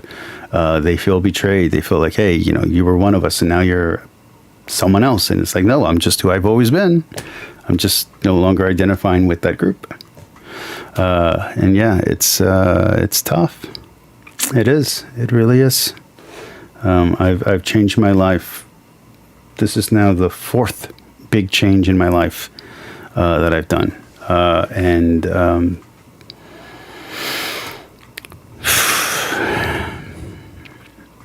Rebuilding is tough, and people do resent it. And if they do that to me, they're going to do that to her. She has 3.14 million subscribers, way larger platform than mine. So if they do that to me, they're certainly going to be doing that to her. And so I think at this point, with 3.1 million, she should have already known, hey, you like that tweet? They're going to twist this. You can't do that. So she could have done better, even though she didn't have an intention of liking that part of the tweet. She could have done better by not liking it.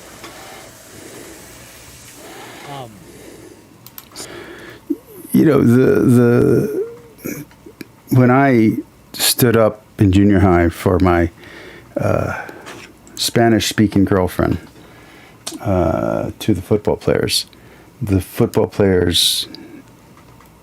took it as a betrayal. They hated me and my core friend group, and it got ugly. It got really ugly. There were fights, there were suspensions, and I was on the football team, but because I chose to sit on the Spanish-speaking table to sit with my girlfriend, that became a betrayal, and it got ugly. It totally derailed my junior high life, and it made me not like sports and other stuff like that. Like, it really affected me. It affected the girlfriend I was dating. It affected a girl who liked me, who was competing with my girlfriend for my attention.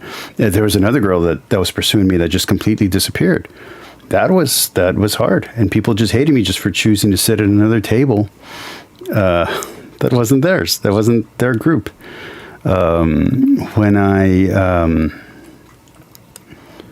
When I entered the goth community and left the preppy community, that was huge. Like, that was a big freaking deal. People got really offended. when I left the goth community, there were people in there that got offended. A lot of the atheists and the philosophers that I hung out with were like, why are you going to religion? Like, what happened? When I left academia to pursue martial arts, there were people who were resentful. When I went into cells, people who in the martial arts community were resentful. When I started my YouTube channel, people in the arts community was like, "What were you doing? You're a writer. Why are you doing YouTube?" When I left cells, and now I'm trying to figure out who I'm going to be and what I'm going to do now. Yeah, there's some people who are not fans of my decision making, who think I'm either crazy or a liar or whatever else, just because I don't agree with the prosperity gospel. Yeah, I know. For the prosperity gospel, for religious reasons, I had to make some hard decisions because I don't want to accept the prosperity gospel. So yeah, it is tough. Michael Lofton is not wrong, and the largest group. I mean, right now I have an audience of 1,180 some people. I lost some subscribers recently. I think there were bots that got booted out from the YouTube algorithm. But you go through these phases, and it doesn't matter how small or how big your group is, that there's resentment there whenever you leave one group for another. Even if you still love everyone, who is part of the previous group. So I don't think it's fair that they attacked her in this way. Rumors are terrible. She could have been more guarded. Now, I'm going to show us the screen again. And she publicly left the Daily Wire. That's a huge breakup. That's a huge move. So yeah. And again, I want to highlight what we heard from Rabbi Shmuley. She likes a tweet about how Christians are drunk on, or Jews are drunk on Christian blood. And then Cenk and the Young Turks say the same thing, and they say she's an anti-Semite because of that. Meanwhile, it's not that part of the tweet that she likes. What she likes is the first. Morgan, you're assuming that what she's saying is true. We don't have any way to know her intention. We don't have any way to judge her one way or the other.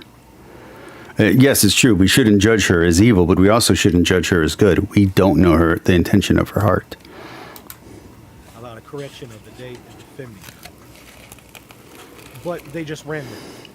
And they didn't really look into it, hear what she had to say, give her the benefit of the doubt. Now, I have to ask a question. If these commentators, like the Young Turks and others, and Rabbi Shmuley, if they're doing that to her and missing these... Yeah, but... Okay. The people who are talking against the Christ is King part, it's, what do you mean? He's not a bad actor. It's apostate prophet. I don't know anyone who has anything bad to say about apostate prophet except Dawa Muslim apologist. It's David Wood, who, okay, he has mental issues, so maybe, but I don't think he has any ill intent. I don't think he cares one way or the other what side Candace Owens is on. You have James White, you have Trent Horn. I know you don't think Trent Horn has bad intentions. Me and you have argued over Trent Horn, and me and you have argued over, there's a guy you were arguing with that I can't remember who it was, and it got ugly. And me and you argued about intent in your comment section. You don't know who I am, but you know what I'm saying. So I can't. Yes, TYT has a lot of bad faith arguments. Recently, the lady, who I can't remember her name right now, has been pulling away from the bad faith stuff, and she is becoming more honest. So if Gank had really said something dishonest completely, she would have called them out. because she has been working really hard at becoming more and more of an honest interlocutor and an honest journalist. And she's been doing a lot of growth when it comes to that. So I think she was as offended as she seemed to be. And that's saying a lot because I didn't used to trust her. And I'm saying, I think she was as offended as she portrayed. I think that's a real reaction. Distinctions. But then again, I could just be a sucker right now and I could be getting sold. But I think she had a real reaction. Failing to give people the benefit of the doubt. If they're doing that here, I then have to ask the question, are they doing that in elsewhere? And I think what you're going to see is... I mean, like I said, just go back to... I can't remember his name right now. Kyle Rittenhouse. Yeah, they're full of bad faith. They're full of not giving the benefit of the doubt to people, especially if they're on the right. And Candace Owens is very much on the right. Although right now, who knows? Who knows where she is? She's on the far something right now. Who knows which shore she's on? In almost all of these discussions, Somewhere in Canada, looking at the ice. There's a lot of sloppy comments that are made without a lot of research. Now, on small claims, I'll give more of a pass. Was she fired? Did she leave? It's not that big of a deal. Again, I played video from the Fiesta person. I played video covering the comments by Tate and Sneeko. I played actual video showing the contents of these things, context of these things. I showed Trent talking. I showed James White. I showed What Do You Mean? I showed Apostate Prophet, and I showed David Wood. So all the key players I put on screen, except for Kanye West, because I wasn't going to go look for that. At the end of the day, I'd give more of a pass to that. But claims about anti-Semitism, you can't afford to be wrong when you make that comment about something. If you're going to say somebody is an anti-Semite, Now, I'm going to stop you there because in defending Trent and in defending someone else who I can't remember, I had a hate thread in my Twitter or X, whatever. And I went to the sites and I saw who the people who were talking. The people who are, yes, there were some people saying Christ is King who were being cool. There were other people who were not being cool. If you watch the Melanie Mac thing, there were some people who were trying to tell her, hey, correct her. There were other people who were just using it to spread hate against LGBTQ people. And they're defenders, I guess, is they view them as defenders, even if it's Christian outreach to like get them to become Christian, but whatever. And when I went and I saw the threads and I clicked on them and I read through what these people were saying, what the Christ is King comments were, you click it and you see it. And even in your video, in this video, right underneath my comment, you have people defending the Fiesta guy. You had people defending him and saying that Trent Horn was wrong for calling him out on his anti-Semitism. So unless you're going to call out Trent Horn and say Trent Horn was also wrong, I think there are bad actors in this situation. And I think what Candace Owens and Lauren Chen are doing does give cover to these bad actors.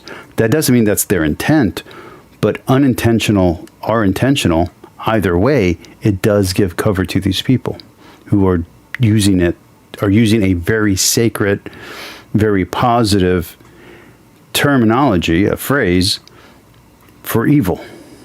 And I don't have another word for that than blasphemy. better have your ducks in a row. You better have your facts straight. Because if not, what you've done is outrageously immoral. It's also then harmed Jewish people who are fighting against anti-Semitism, because now the term is being thrown out loosely and it becomes meaningless. And it's also libelous, right? You know, it's libel. Like I said, when I looked at the trending topic, Christ is King, and then you see the people who are saying it. Yeah, you had good people, good actors saying it. You had people saying it in good faith, people who were unaware of the situation saying it, and then you had bad actors. And like I said, if you go under my Melanie Mack comment, you can see people doing this with the Melanie Mack situation. And if you go into your comments, you go into comments under, I think Trent Horn left his comments open. You go under the comments section of these people. You go into, what was the guy's name? Steppen something, who I did a video countering. Look at their comment sections. They're full of anti-Semitic statements, coded anti-Semitic statements, but not very thinly veiled. Like you can understand exactly what they're saying. So when it comes to these more, critical comments. And also, the Fiesta dude is calling for a Catholic nation, not even for a Christian nation. He wants Catholic rulers, and he wants everyone to say, every politician to say Christ is King. Lofton, I got to ask. I mean, I really respect you. Is that something that you would require of your politicians? Do your politicians have to say Christ is King to be able to hold office? I'm seriously asking. This is something Lauren Chen kind of skated around, and she then came back from skating around and said, yes, it is a good thing to have to ask for this. And I do think that was gross. I think that was a terrible mistake on her part. So is that something that you think should be required of our politicians? Because that's kind of the subtext, not kind of, that is the subtext to what's going on here. Because it wasn't just Christ is King. It was Christ is King and America first. It was a full sentence. And Fiesta was asking for all politicians to have to say Christ is King. And if they wouldn't say it, and they wouldn't say American first, then they shouldn't, if they wouldn't say those two statements, then they shouldn't be in his company or in any company or in the Daily Wire. And he thinks that Ben Shapiro is a traitor for not willing to say America first and Christ is King. He's demanding that a Jewish celebrity say Christ is King on air. And say that he means it, not just say the words, but mean the words. You don't think that's at least veiled anti-Semitism? Okay. Let's continue. We have to make sure that we're really, really researching things. Now, I did want to say, okay, if they fail to do that in this area with Candace Owens and comments about anti-Semitism on this particular point, I haven't addressed every one of the comments she's ever made about Jewish people. I'm just addressing this. If they didn't do that in this area, how knowledgeable and how thorough is their research on, say, the war with Israel and Palestine? Because that's much more complex than Candace Owens and her comments and perspectives about it. I'm going to run this one a little bit longer. I'm going to try to go for 2 hours and 30 minutes instead of my usual 2 hours. I know there's some people watching. If you'd like me to go longer than that, let me know in the comments, because I do have work tomorrow. I did get a part-time job. So just let me know if you want me to keep going. If not, we can always pick this up some other time. We probably won't. I'll probably not come back to the video. But if I do come back to the video, we can pick it up some other time. But I'm going to try to go another 30 minutes if I can stay awake. Okay? I know I need to exercise, but... Jews. And so if they're sloppy here, I then have to ask the question, are they perhaps sloppy elsewhere? I don't know. Maybe they're not. Maybe they do more research there than they do here. Maybe. But it doesn't look good.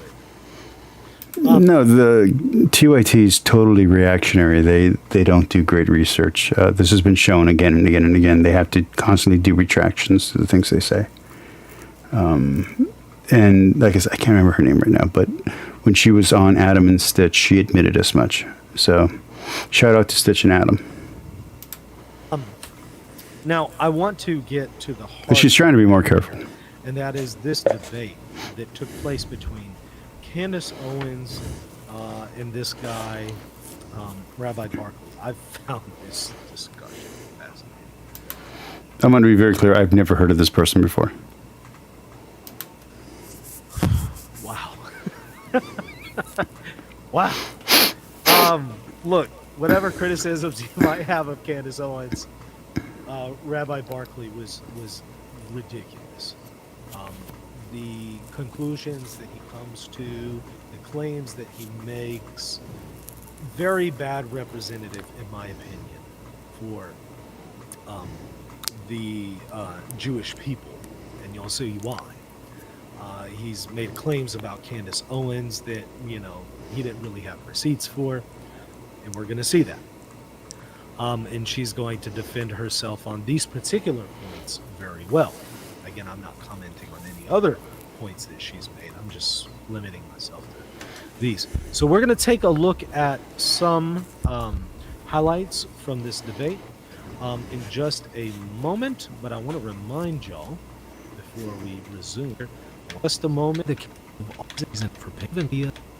I want to take a look at the part about Candace Owens and her comments about Hitler, nationalism, and Rabbi Barkley, or Barclay, don't know how to pronounce it, I forget which one it is. It's been a few days since I saw the debate. And the rabbi, in his comments, that she said that Hitler is okay. Let's watch this part. Share my screen. All right, here we go. Where we were not even talking about Jews, not talking about the Holocaust. A woman was asking about whether or not it's okay for people today to say that they're nationalists when it's often associated as a dirty word. And what I was saying is that it's wrongly associated with Hitler. I don't believe that Hitler was a nationalist because obviously Hitler invaded Poland. He obviously had ambitions outside of... That's just a stupid statement. It's a stupid opinion, but it's a stupid statement. It's a stupider statement than it is a stupider opinion. You see what I'm saying? Like, yes, bad statement. Saying it out loud, worse. Saying it in public, worse. Yeah.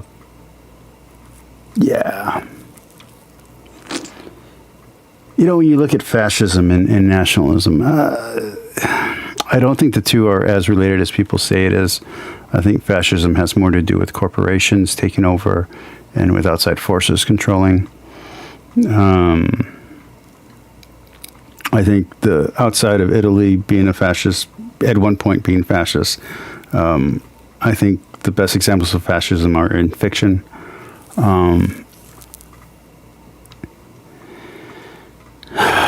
Was the H dude a fascist? I don't think so. I think he was a tyrant. I think he was a dictator. I think he was an asshole. I think he was a monster. And he might have fascistic leanings, but he was also an occultist. So there was way more going on with that dude than just what's here. Than Candace Owens misspeaking. I'm going to say it's misspeaking, but she might actually mean what she says. No. Do I think being proud to be an American is a bad thing? Absolutely not. I love America. I was in ROTC for 3.5 years. I have lots of friends who served in the military. America being number one and wanting America to be first in trade, being first in education, being first in happiness, being first in the rankings are not bad things. Wanting manufacturing to be brought back to America is not a bad thing. Wanting America to have a leg up in trade is not a bad thing. Wanting America to have the best military is not a bad thing. But wanting America to be only white, bad thing. Wanting America to be only black, bad thing. Wanting America to be only Native Americans, bad thing. The moment you put ethnicity or race as one of the factors to what America needs to be number one in, you're missing the whole point of a melting pot. I've been to other countries. I've been to China. I've been to Mexico. Let me tell you, one of America's great strengths is this multiculturalism. Now, I know multiculturalism has become a bad word in a lot of conservative circles, but I've been to countries where it's homogenous, and it's not good. Okay? The effects of it is that everybody has roughly the same opinion on everything, and stagnation is real. Draconian laws are real. They exist, and we don't want that here. And America, since the advent of wokeism, has been going down a draconian path. And whether you want to say that's reactionary because it's the right reacting to the left trying to be more liberal, or if it's the left trying to create draconian laws to attack what they wrongly see as conservative tyranny, whatever. It doesn't matter what the cause is. The effect is these draconian laws that are leading to inflation, that are leading to the de-advancement of rights, to the absence of safety nets. You are hurting the American people. You're hurting the Canadian people. You're hurting the Australian people. You're hurting the Scottish and European people. So, no, these are not good things. It is perfectly all right for someone to be proud to be European, for someone to be proud to be a member of the United Kingdom, for someone to be proud to be British, for someone to be proud to be Canadian, to be proud to be American, to be proud to be Australian. And it's perfectly right and good and healthy for someone to want their nation to be number one and do everything they can legally and ethically to be the best nation they can possibly be. Nothing wrong with that. But if you don't understand that almost everything about Hitler is bad, the H dude is bad, you got a problem. You got a much bigger problem than saying stupid things on air. So this guy might be wrong, but that doesn't make her right. This is stupid. All right. So she was talking about the concept of nationalism, saying that Hitler was not a nationalist. People often think that he was a nationalist, but she wants to say he's not a nationalist because he invaded Poland, and so he's not a nationalist. Therefore, she says that, we shouldn't be thinking effectively. But if you go back and you listen to how she said it the first time, she said it with more vitriol, and she said it more flippantly. And I think that is part of the problem. Part of the problem is tone. One of the critiques that I have against Trent Horn is that when he's talking about LGBTQ issues, he can't hide his disgust. And I'm not even saying that, I want to be very clear, I'm not saying that it's okay to have disgust when talking about these issues. That's not what I'm saying. I'm saying that he can't hide how much he hates these things. So therefore, he's the wrong person to be talking about these things because his hatred is greater than his love for that community. That's why I think Father Mike Schmidt is a much, much better communicator on these topics.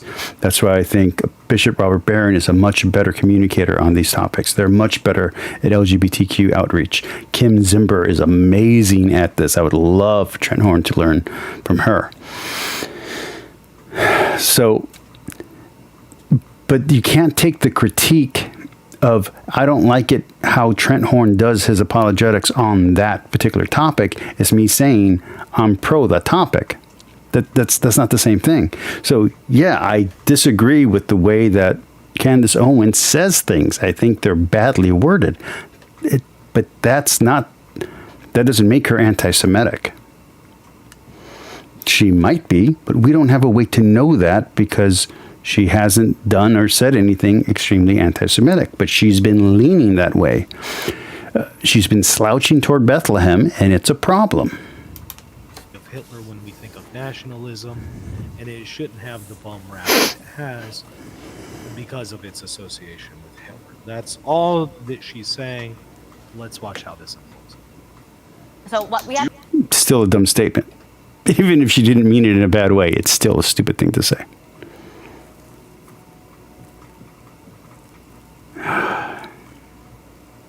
clip. We have the clip, so we're going to play it. So again, the question that's being asked of me is whether or not nationalism is an okay word to embrace. Let's play the clip so we can hear me and what I actually said. Absolutely.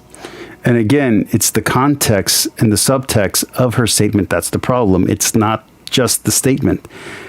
She's been embraced, and again, she can't help who her audience is, but she's been embraced because of this by W word nationalist, okay? She's been by Christian supremacists, by Catholic only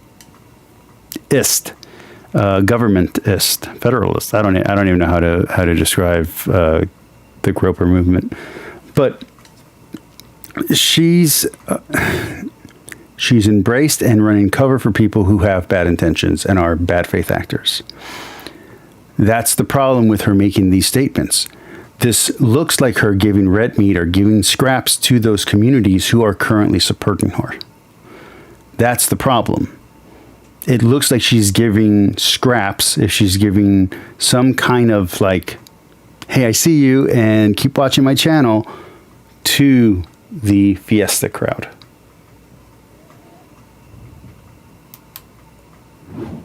Yeah, I agree. I actually don't have any problem at all with the word nationalism. I think that it gets, the definition gets poisoned by elitists that actually want globalism. Globalism is what I don't want. So when you think about, whenever we say nationalism, the first thing people think about, at least in America, is Hitler. And I don't necessarily have a problem with globalism. I kind of want there to be a global government at some point. I do want there to still be nation states. I do still want America to be America. But I do think at some point, especially if we start colonizing planets in the future, if we ever find alien life, which I don't believe in aliens, so that's me. But if we ever start colonizing other planets, I do think America should be its own nation, but I also think there should be a government representing the global politics of the world. We're not isolated anymore. We have the internet. I do believe that there should one day be a world where we don't need VPNs, where we can watch any television show all over the world, just like in the early internet days. I do believe that we should have music rights all over the world, not just limited to regions, that there shouldn't be region-locked video games, that there shouldn't be books that are only available in certain countries or in certain languages. They should be available in all languages. We shouldn't be isolating or limiting access to information. To do that, to have an open world government like that, you do need a world government. You do need to have an open world trade like that. You do need a world government, whether that's the UN or whatever. Is that something possible in our lifetime? Probably not. Probably not in the next 100 years, but in the next 1,000 years, sure. Why not? He was a National Socialist, but if Hitler just wanted to make Germany great and have things run well, okay, fine. Problem is that he had... Okay, that's the problem with what she just said. It isn't the second part. Listen to the first part. Listen to the first part. Listen to how stupid it is what she just said. At least in America, is Hitler. He was a National Socialist, but if Hitler just wanted to make Germany great and have things run well, okay, fine. If he just wanted to make Germany great and have things run well, she then says, okay, fine. That's the problem with her statement. That's the hint, the scent, the flavor of anti-Semitism that everybody's noticing. Okay, they're eating the soup. It's chicken soup, and you taste a flavor that doesn't belong in the chicken soup flavor. You're like, why is there a shrimp in here?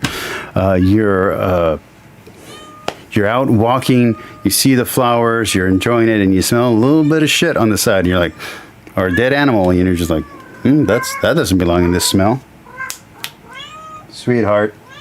You've been great this whole episode. Don't start singing. Okay. I am going to put a little bit of a break. I'll be right back. I'm going to go put the cat up, okay? Yes, honey. I see you. I know.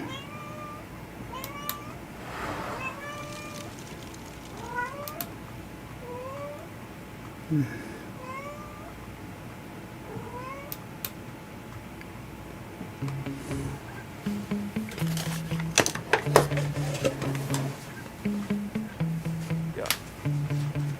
Sometimes I get so mad, there's no controlling me. My thoughts get so bad, I'm like, I might grab a bat, I don't know. My wrath, my blood boils over like, oh God, here goes. I lost all feeling from my head to my toes. You said some shit that I can't let go, so just stay tuned for the rest of the show. So have you ever felt betrayed? Switches how you see things, realize something needs change. Cause I know you got me fucked up, let me show you what's up. Cause enough is enough. I'll take a face full of pavement just to make a statement. I know there's no turning back. Oh God, adrenaline wasted, so mad I can taste it. I know there's no turning back. I'll do what it takes, I ain't making mistakes like that. I'll bleed on your face to make you go take it back. I'll lose my shit, I go crazy when I'm mad. And now you go wish you would shut the fuck up real bad.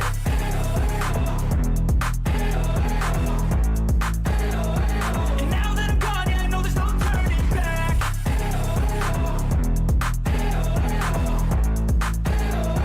And now that I'm gone, yeah, I know there's no turning back. I don't fucking take smoke, I'ma poke a hole through you, choking's overdue. Come at me and you won't get any older, dude. Crack your holder too. Heating up inside of me, blood so violently. Thanks for trying me. Now it's finally time to see how this rivalry becomes a dynasty.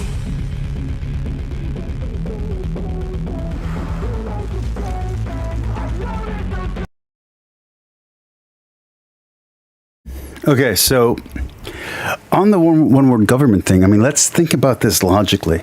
If we're saying Christ is king and we want Christ to come back, that's a one world government. That's a one world government under Christ.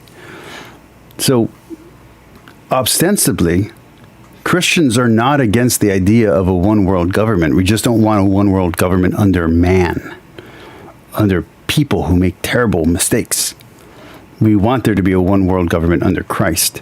That is the ultimate goal. That is Christ comes back and rules for 1,000 years. That is what we're saying.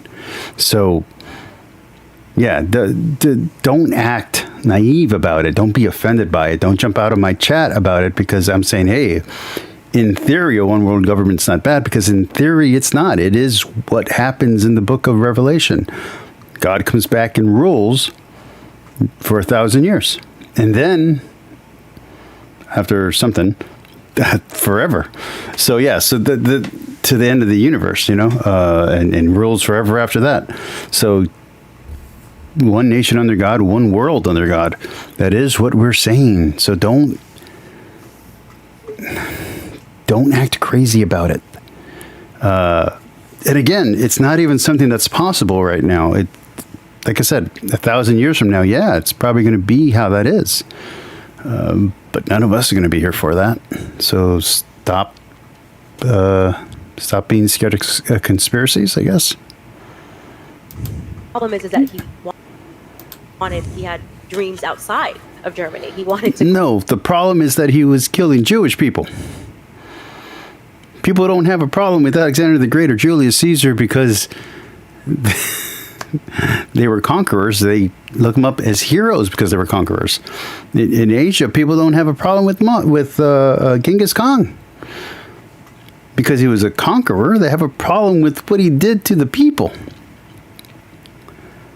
What made Alexander the Great so amazing is that he would then incorporate anyone who he would conquer.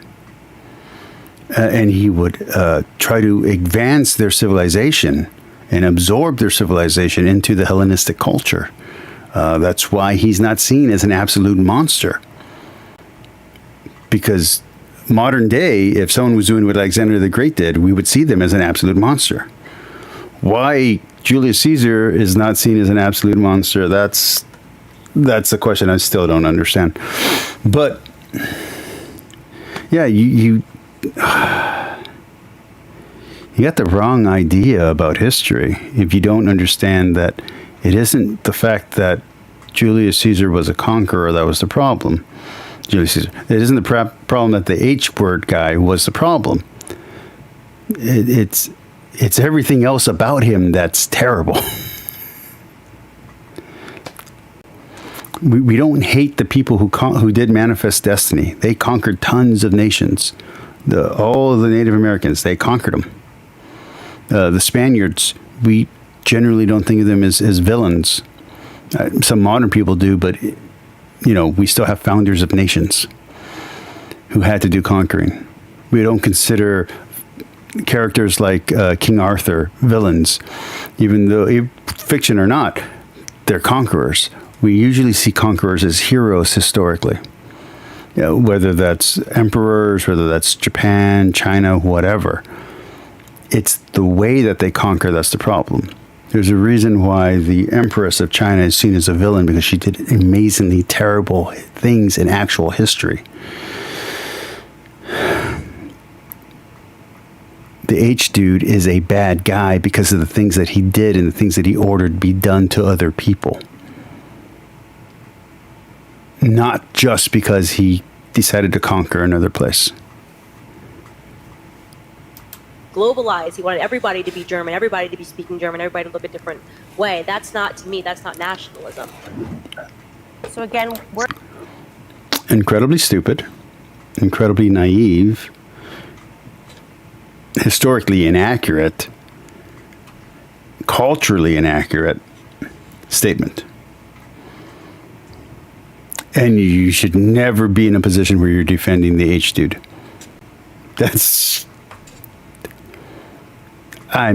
Seriously. we're trying there to define nationalism. Does your statement, she publicly said that Hitler was okay, is that an honest statement? All right. This is going to be fascinating to see how he answers the question. No. Back up.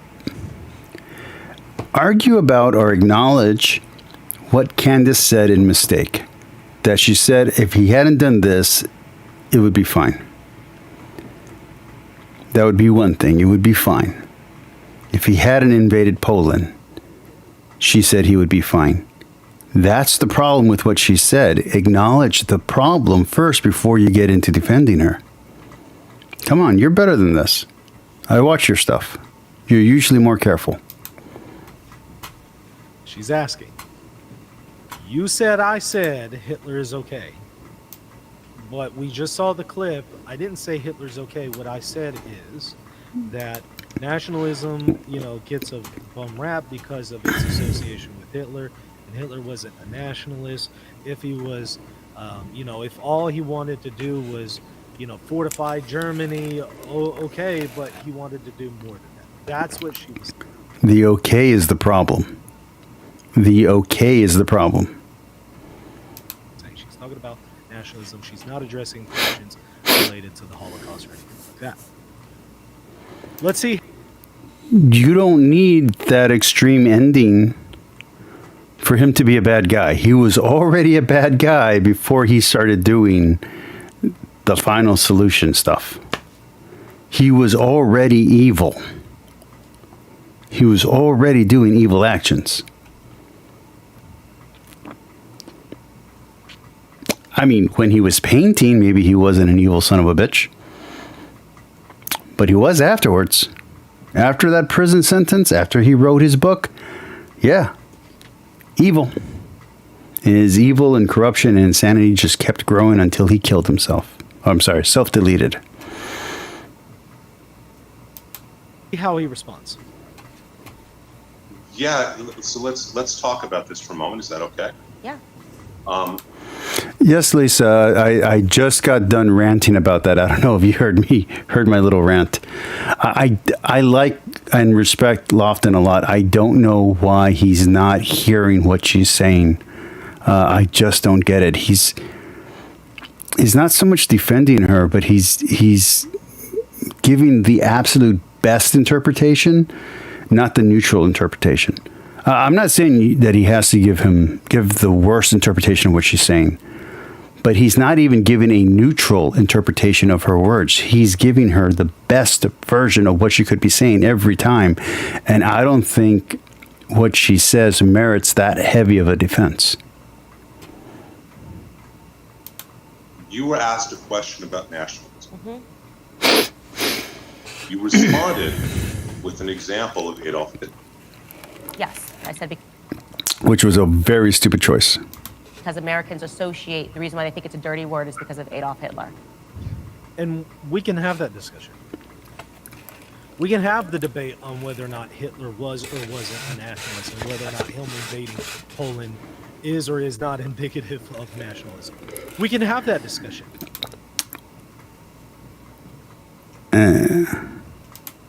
That's a separate discussion, however, than saying Hitler's okay, right? That's a very different. Yeah, but the Fiesta dude says it all the time. He says, he was really fucking cool, man. Let's go, man. Blah, blah, blah, man. And he doesn't just say it once. And he doesn't just say it with Alex Jones. And he doesn't just say it on his own channel. She's either giving scraps or giving cover to these terrible bad actors. Discussion. Saying Hitler's okay would be to say, hey, there's nothing wrong with all of the stuff that Hitler was doing, which would include the Holocaust. That's a different issue. Right? Watch what he says. Lisa, since you're watching, if you don't mind, I'd love to hear your opinion on the nationalist movements, the different ones. And if you think that pride in one's nation or wanting one's nation to be first in all things is the same as nationalism. I'd love to hear your opinion. You don't have to write an essay, just a short answer would be cool. But yeah, I'm going to keep going. You respond, and you have subsequently, and I've seen you subsequently, and I think you even said it at the congressional hearing, you obviously condemned him for what was. But you brought Hitler's name into the discussion. Correct. And you justified that this is how America feels or how people feel. And that's your take on it. It's not necessarily accurate. And in fact, it probably isn't from It may not be. Again, we can have that discussion. From an actual sociological standpoint. But that's your opinion. Fine. But Candace, you put in the same sentence what he did if it just had stayed in Germany was okay. And I think that's where she messed up. I think she shouldn't have said that. Even if it was just the way that she, like, a placeholder word or a filler word that her brain put in there so that she could process what she was saying okay after saying what Hitler did was a terrible mistake, and she should have apologized or clarified right in that moment. Right in that moment, she should have gone, and blah, blah, blah, H word, okay. I don't mean that what he did is okay. I just meant that is what he was doing, and that's one issue if you want to say he's this. But if you want to say that but if he did more than that, then that wasn't what he was. Like, that's what she should have done. She didn't do that. She just said okay and moved right into her point. But more importantly, and here's a piece of the anti-Semitism. She wasn't saying that, what he did in Germany was okay. You don't know that. I don't know that. I don't know that she had ill intent or positive intent with that. Okay, like I said, it could have just been a pause in her mind as she was processing. But you don't know what her intent was, and neither do I. And that's part of the problem. She didn't clarify, and I don't know if she clarifies here. Everything he did in Germany was okay. In other words, if he persecutes Jews in Germany, that's okay. That wasn't what she was saying. Again, she might... Again, you don't know that. We can hope that. But again, you're giving her the best possible defense now. You're giving her the most benefit of the doubt, not just a neutral benefit of the doubt. Might be wrong on the issue of whether or not Hitler was a nationalist. It's a different question. But in her mind, what is she trying to say? Is she trying to say, We can't mind read, man. We don't know what she was trying to say. That's part of the problem. And she keeps on making these mistakes, which is part of the problem. Hitler's okay and everything he did in Germany's okay? Is that what she's trying to say? Obviously, that's not what she's trying to say. How is that obvious? How is that obvious? And you would hope that any decent human being who accused a person of saying Hitler's okay when they didn't actually say that, you would hope that when they're confronted with this reality, they didn't say that, they would repent and immediately retract. Does the rabbi do that, though? Let's watch. Why bring one of the most evil men of history? Okay, so I'm going to read Lisa's comment. She says that I think pride in one's nation is necessary, but also believe nations should work together to the extent that it is possible. Fair statement. Into the discussion. Well, she thought that somehow that was relevant to the question of nationalism. Again, she may be wrong about that. But that doesn't then mean that she then thinks that everything Hitler did in Germany or outside of Germany was perfectly fine and Hitler's now okay. That doesn't logically follow. The problem is that she said, okay, she didn't even say, okay, that'd be one thing. She just said, okay, that's fine. She verbally assented to what he's saying, even if she didn't intentionally assent, and even if she didn't mean that assent.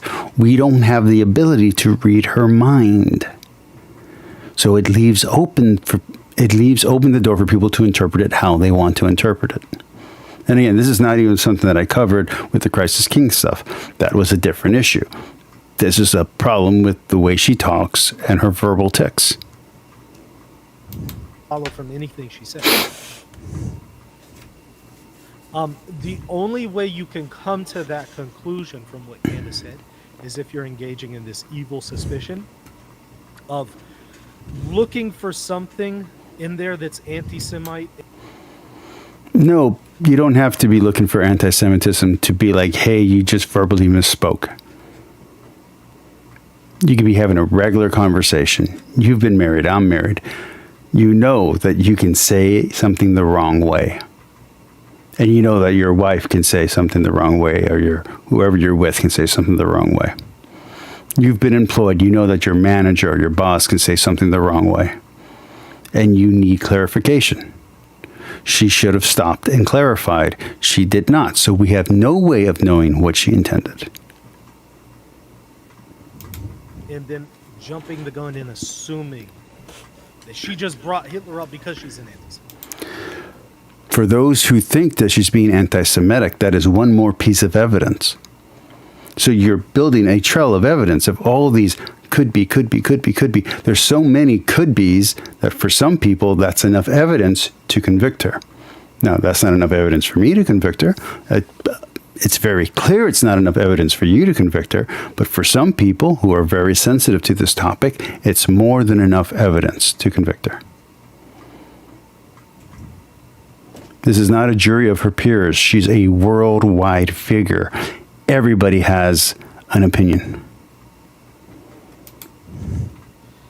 I see this constantly. I'm going to finish the clip here in a second, but I want to give you an example. I see it constantly. And it also often happens again with the African American community in the United States. Oh boy, where's he going? An African American who told me a story about an old white man who just, this African American was a cashier, and the old white man threw his money down on the counter and just gave it to him like that, right, in a really rude manner. And they interpreted that as the old white man must be racist against me because I'm black, right? That's how they interpreted that situation. And I thought, no, not necessarily. I mean, it could be that, but again, I had not pre-watched this video, so I used this example earlier of when something like that happened to me. So based on what he's saying here, I'm guessing he's saying that my incident with the cashier when I wanted to get a CD and they wouldn't sell it to me in Louisiana, but they would sell it to my very white-looking cousin, he would view that as not racism because the product did eventually get sold to me anyway, right? Or I eventually got the item anyway, because my cousin had to get it, but we were right next to each other. I've been a cashier before too, and I've had old white men throw money down on the table at me like that as well. And I'm white, so I'm pretty sure they weren't being racist against white people when they did that, right? No, it just could be. I mean, you can be racist against white people, so who knows? That they're mean and rude, right? It could be that they're having a bad day. Like, there's a million ways that we could understand this. But the point here is, if you look at everything through the lens of race, you will then interpret those things as, oh, this guy must be racist. And you're not giving people the benefit of the doubt. So then everything becomes racist, which would then mean nothing's racist, right? So it actually undermines criticisms of racism when they are warranted. I see the same thing going on here. I mean, you look at some of the books on wokeism, which I've listened to two of them on audiobooks, written by the people who are promoting wokeism. And then I've watched two other ones by Layton Chronicles and by Adam and Stitch and Adam when they went through it. And they actually read the entire book. They actually went through the stuff. No, that's your interpretation is not true at all. Like in these books, and I'm talking about 4 different books now, they all say every white person is racist. Every white person.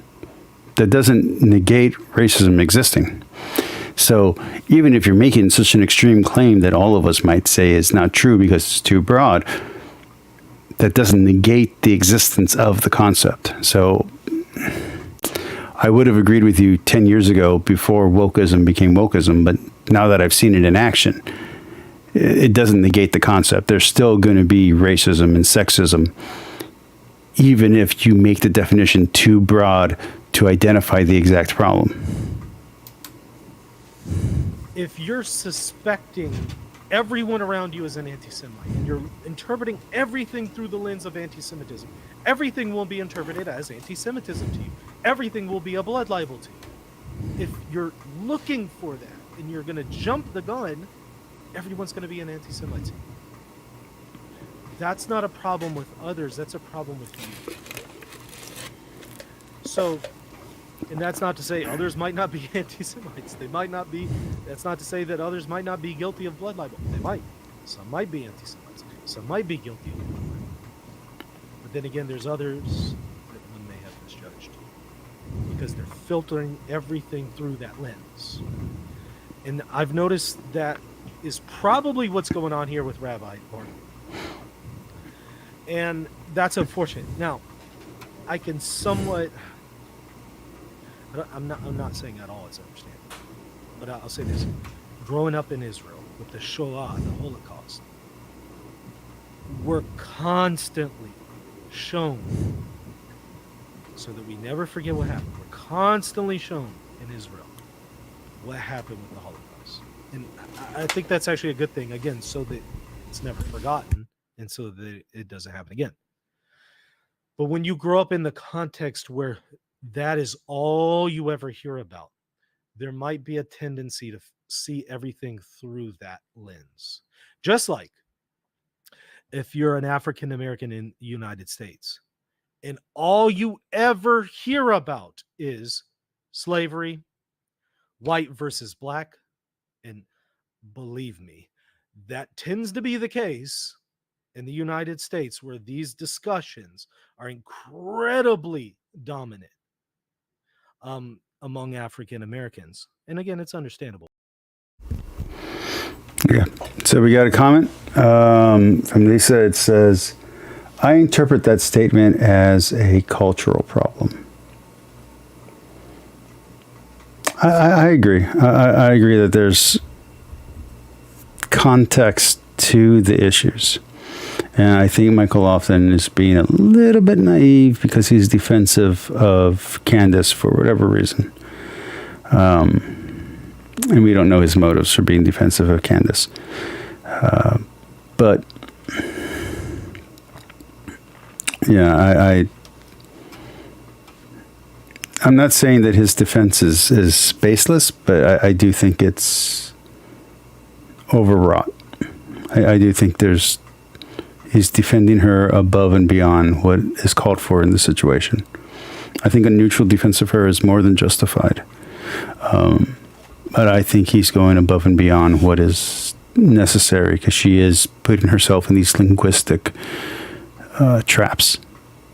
She's doing it herself, so you don't have to defend her on saying idiotic statements. Why? But coming from that environment, you can then see how a person would then filter everything through that lens. Which can then sometimes lead to misinterpreting people, which again happens very often.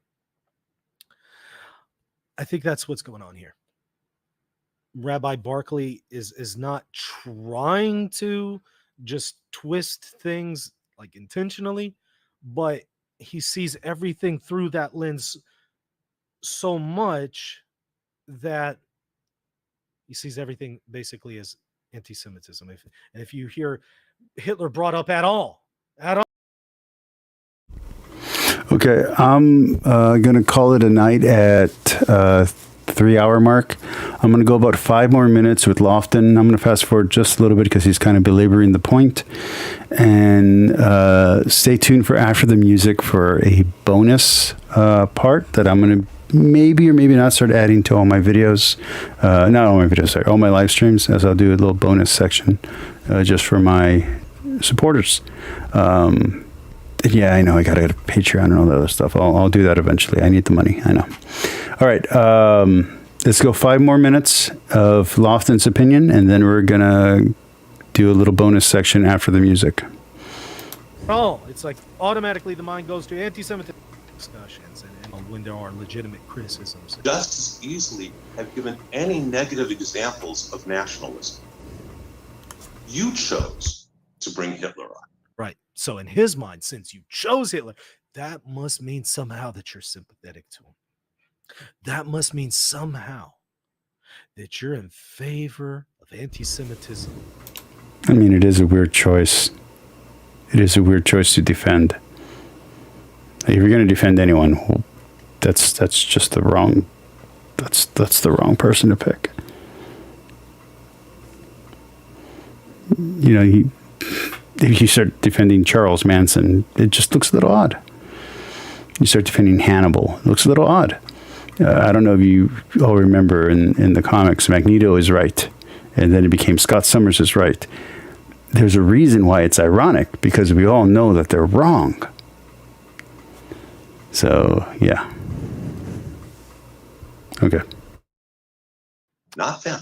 I did, and I have no. If I could go backwards, in the context of trying to understand why Americans think that nationalism is a bad word, it was appropriate for me to bring off Adolf Hitler. It is totally appropriate in any capacity when you are talking about history and historical sentiments to bring up any relevant character that has created those sentiments. So I just want to yes or no.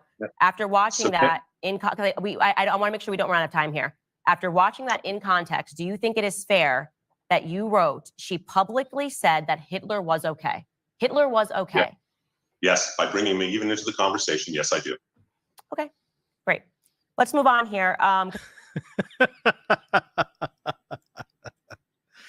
Come on, no, stop.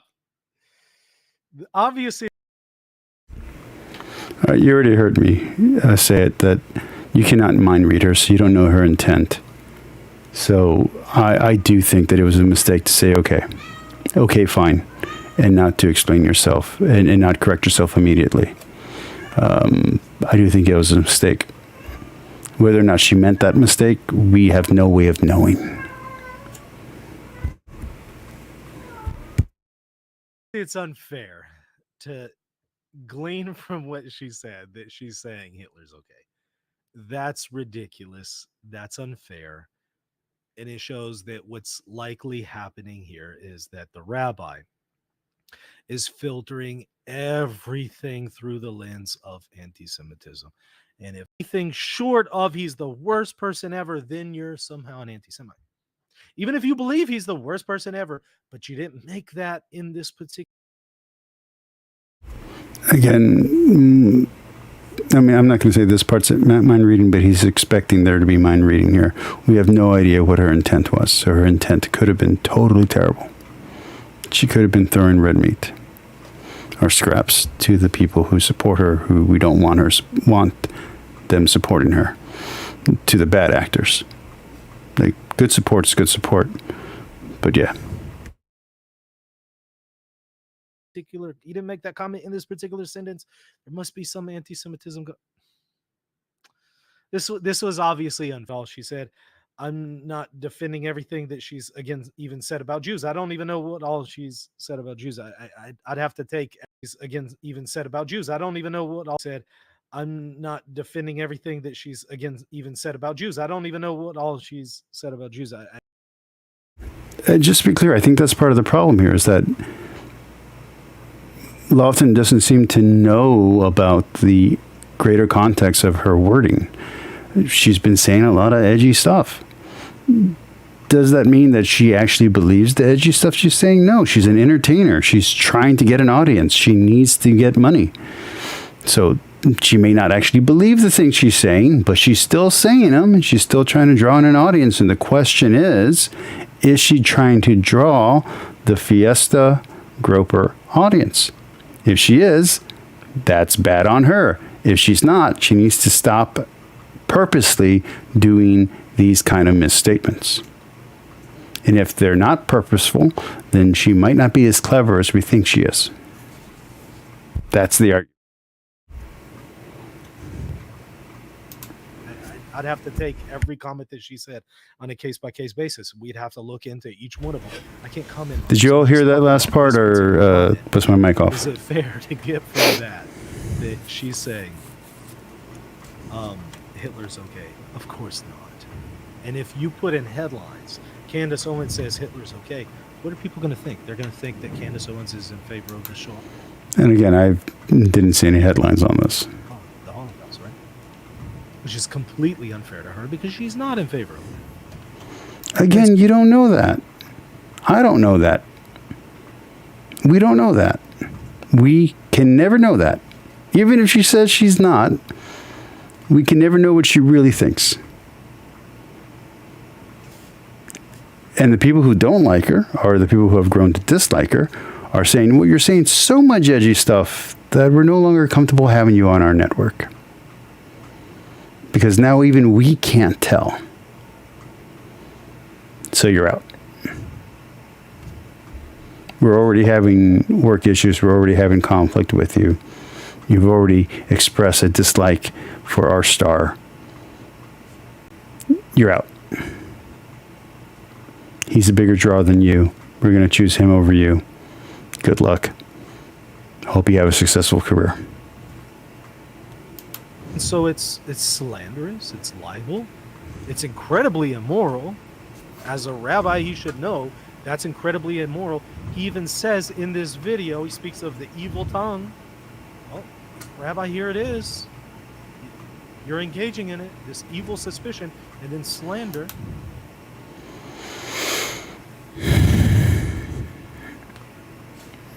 Well, now you're reading intent into what he's saying. Which, again, if we're not going to read intent into what Candace is saying, we can't read intent into what he's saying. I don't think that's a good approach. But if you're not going to read intent, then you can't read intent in either side. So maybe he's trying to educate her on about how what she said is wrong. I don't get that vibe from him. I think we are allowed to read intent, but if we're going to read intent on him, we have to read it on her, and we have to say that we cannot know what she meant because that intent is hidden under silence because she never clarified. And even in this, so far, she hasn't clarified. Now, there's a lot more to this video. Maybe she clarifies later on.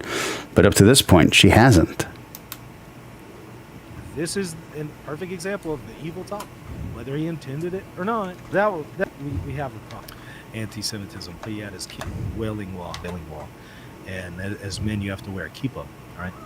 And so funny story is when I was wearing the kippah or whatever, it kept flying off. It was really windy, flying off there all the time. So, right? What kind of kippah do you wear? Anyways, I got a chance to see the Wailing Wall again. Haven't seen it. Even more interesting because as I'm back and there's smoke. It sounded like gunshots. Because again, this discussion, we're having it between us, but I want the public to be able to, deduce what's fair and what's not fair. You then wrote. After her statement here, I'm going to go ahead and stop. We're going to play some music. Then we have a little bonus piece, and then we're done for the night. This statement. A mere month after the horrors of babies being beheaded, women being raped, and the slews of horrors from Hamas, Owens went on Tucker Carlson's show to speak about how it really wasn't that bad. Oh, this is funny. Somebody says, hope people don't start calling you a racist based on what you've said about the rabbi being unjust to Candace. Too late. Doesn't matter. Doesn't matter what my views actually are. People do that. I'm used to it. Just to be clear, because I've seen how hot-headed Lofton can get, I don't think he's a racist. I don't think he's an anti-Semite. I think he's a great podcaster, a great YouTuber. I think he's healthy, and his research is great for the Catholic community. I hope he stays Catholic. Yeah, so there's no problem with Lofton. I've even been called anti-Semite before. This is why I see, okay, yeah, sometimes that card is overplayed. And I think you might just be being too defensive and protecting Candace Owens when she doesn't need protection. She's a big girl, and she's very smart, and she's very talented, and she has a bigger audience than you and I probably will ever have. So she made her bed, let her lie in it, She's been doing this for years. She's been edgy and controversial for years. Her chickens are coming home to roost. Justified or not, they're coming home to roost. And you got to let her stand on her own. Now, they start attacking her unfairly. Yeah, sure. I haven't seen any unfair attacks yet. She brought this on herself. Stop being edgy. Stop throwing scraps. Stop throwing scraps to the nationalists. Stop giving cover to the extremists, and you'll be fine. But she has to stop doing it first. Okay, I'm going to play the outro music. I'm going to come back afterwards, and we're going to have a little bonus, okay?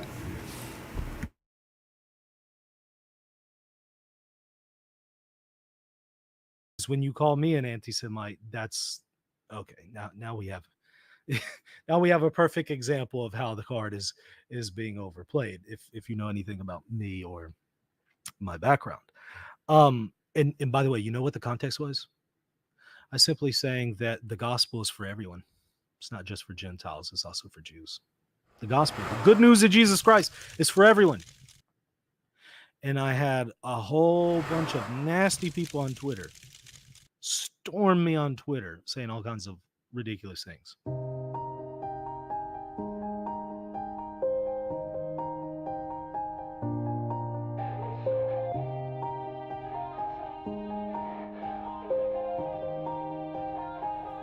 Yeah.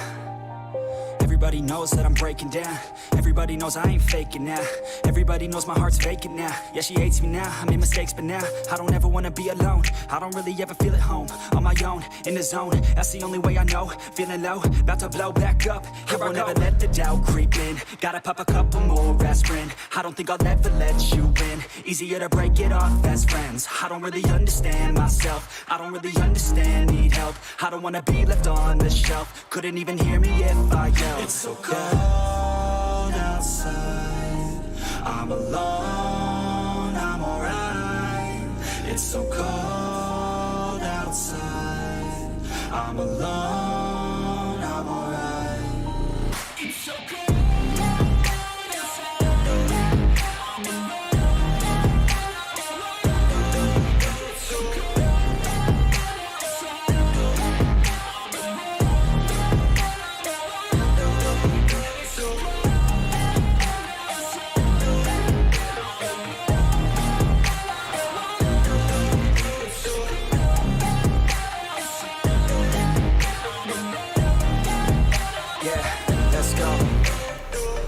break down. Always feel like I could break now, but I never let it take me.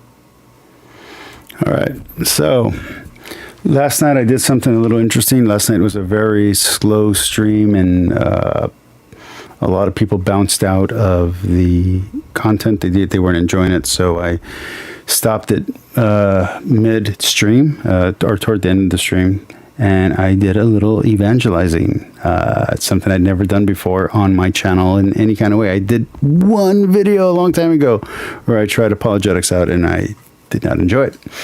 Last night, I actually liked it. It felt a little bit more fulfilling. So, today's topic was anti-Semitism. So let's talk about Judaizing, and let's talk about the Jewish nature of Jesus. So for those that don't know, I am Sephardic. My family comes from a region in Spain that was known for harboring and hiding Jewish people. And then my family, at least one member, switched sides and converted and ratted out the rest of my family. And that ancestor is the ancestor that came to San Luis Potosí, and his grandchildren are the ones who came to Laredo, and their children are my parents from Brownsville. So that's that story. My mother's side has a completely different history, but not important for this. So I was very tempted when I was first reading the Bible. The first time and second time I read the Bible all the way through. The first 2 times I read the Bible all the way through, especially the second time, to Judaize. I was incorporating Jewish rituals into my daily life. The whole killing 2 pigeons thing, I was like, how am I going to do that? The Jewish aspect of Christianity, the Jewish aspect of the Bible, really called out to me. It was around that time that my family officially learned about their Jewish heritage, because they started doing this DNA test and all that kind of stuff. And there was a large percentage Jewish, Sephardi.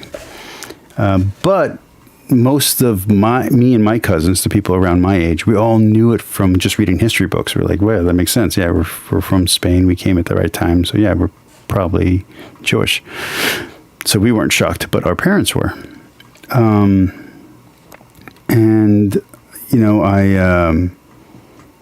think I tried doing a Passover thing, and I tried giving up eating pork completely and giving up eating shrimp. Didn't keep. I eventually started eating everything again, especially once I got to Peter and the dream and the vision of eating all things, and God made everything clean. But the thing is that our church fathers, like John Christensen, hit that stuff heavy, and he sounds anti-Semitic, and he has some anti-Semitic leanings. He does, and he uses some anti-Semitic language. But even John Christensen would say you cannot divorce the Old Testament from the New, and you cannot divorce or separate out Jesus' Jewishness from his Christianity. So when doing outreach, it's important to remember, and this was important for me when I was reading the Bible, it's important to remember that Jesus did not come to abolish the law, but to fulfill it.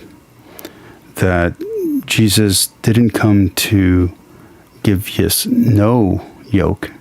He says his yoke is light, but he does give us a yoke. He does give us commands. And so when doing outreach to people who are Semitic or Jewish, Semitic or Islam, it's important to remember that they are our brothers in faith. They do worship the one true God. We're going to argue that they have misunderstandings, especially on the Islamic side. We're going to have a lot of disagreements on their understanding of Christ, their understanding of the Trinity, their understanding of who God the Father is. But we also have these differences with Protestants. So when doing outreach, it's important to respect the other person who is still holding to the truth. So yes, we do want everyone to be Catholic. We do want everyone to be Christian. We do want everyone to convert, but not by force, always by free will, and always out of love. And if you can't do that, then you're the wrong person to go out preaching. So don't be a Judas. Remember to love everyone. Remember that every apostle was Jewish, that every disciple was Jewish, that Jesus was Jewish, and that God loves the Jewish people, and God has chosen them as his people. And we are grafted into the vine. We're grafted into the tree of Judaism. That is that vine. We are part of Israel. We are the new Israel. And Israel will only be whole when all those that Jesus had called and God the Father has called through the Jewish vine are back home. Jesus came to save the Jewish people.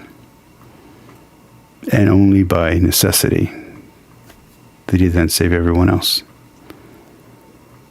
So yeah, remember that. God loves the Jewish people. God loves Israel. And remember that we don't even deny the unity of God. Yes, we're Trinitarian, but we believe God is one in three persons. We're not Unitarians, and we're also not polytheist. We're Trinitarians, but we still believe in the oneness, I should say, in the unity of God. And so we pray the prayer.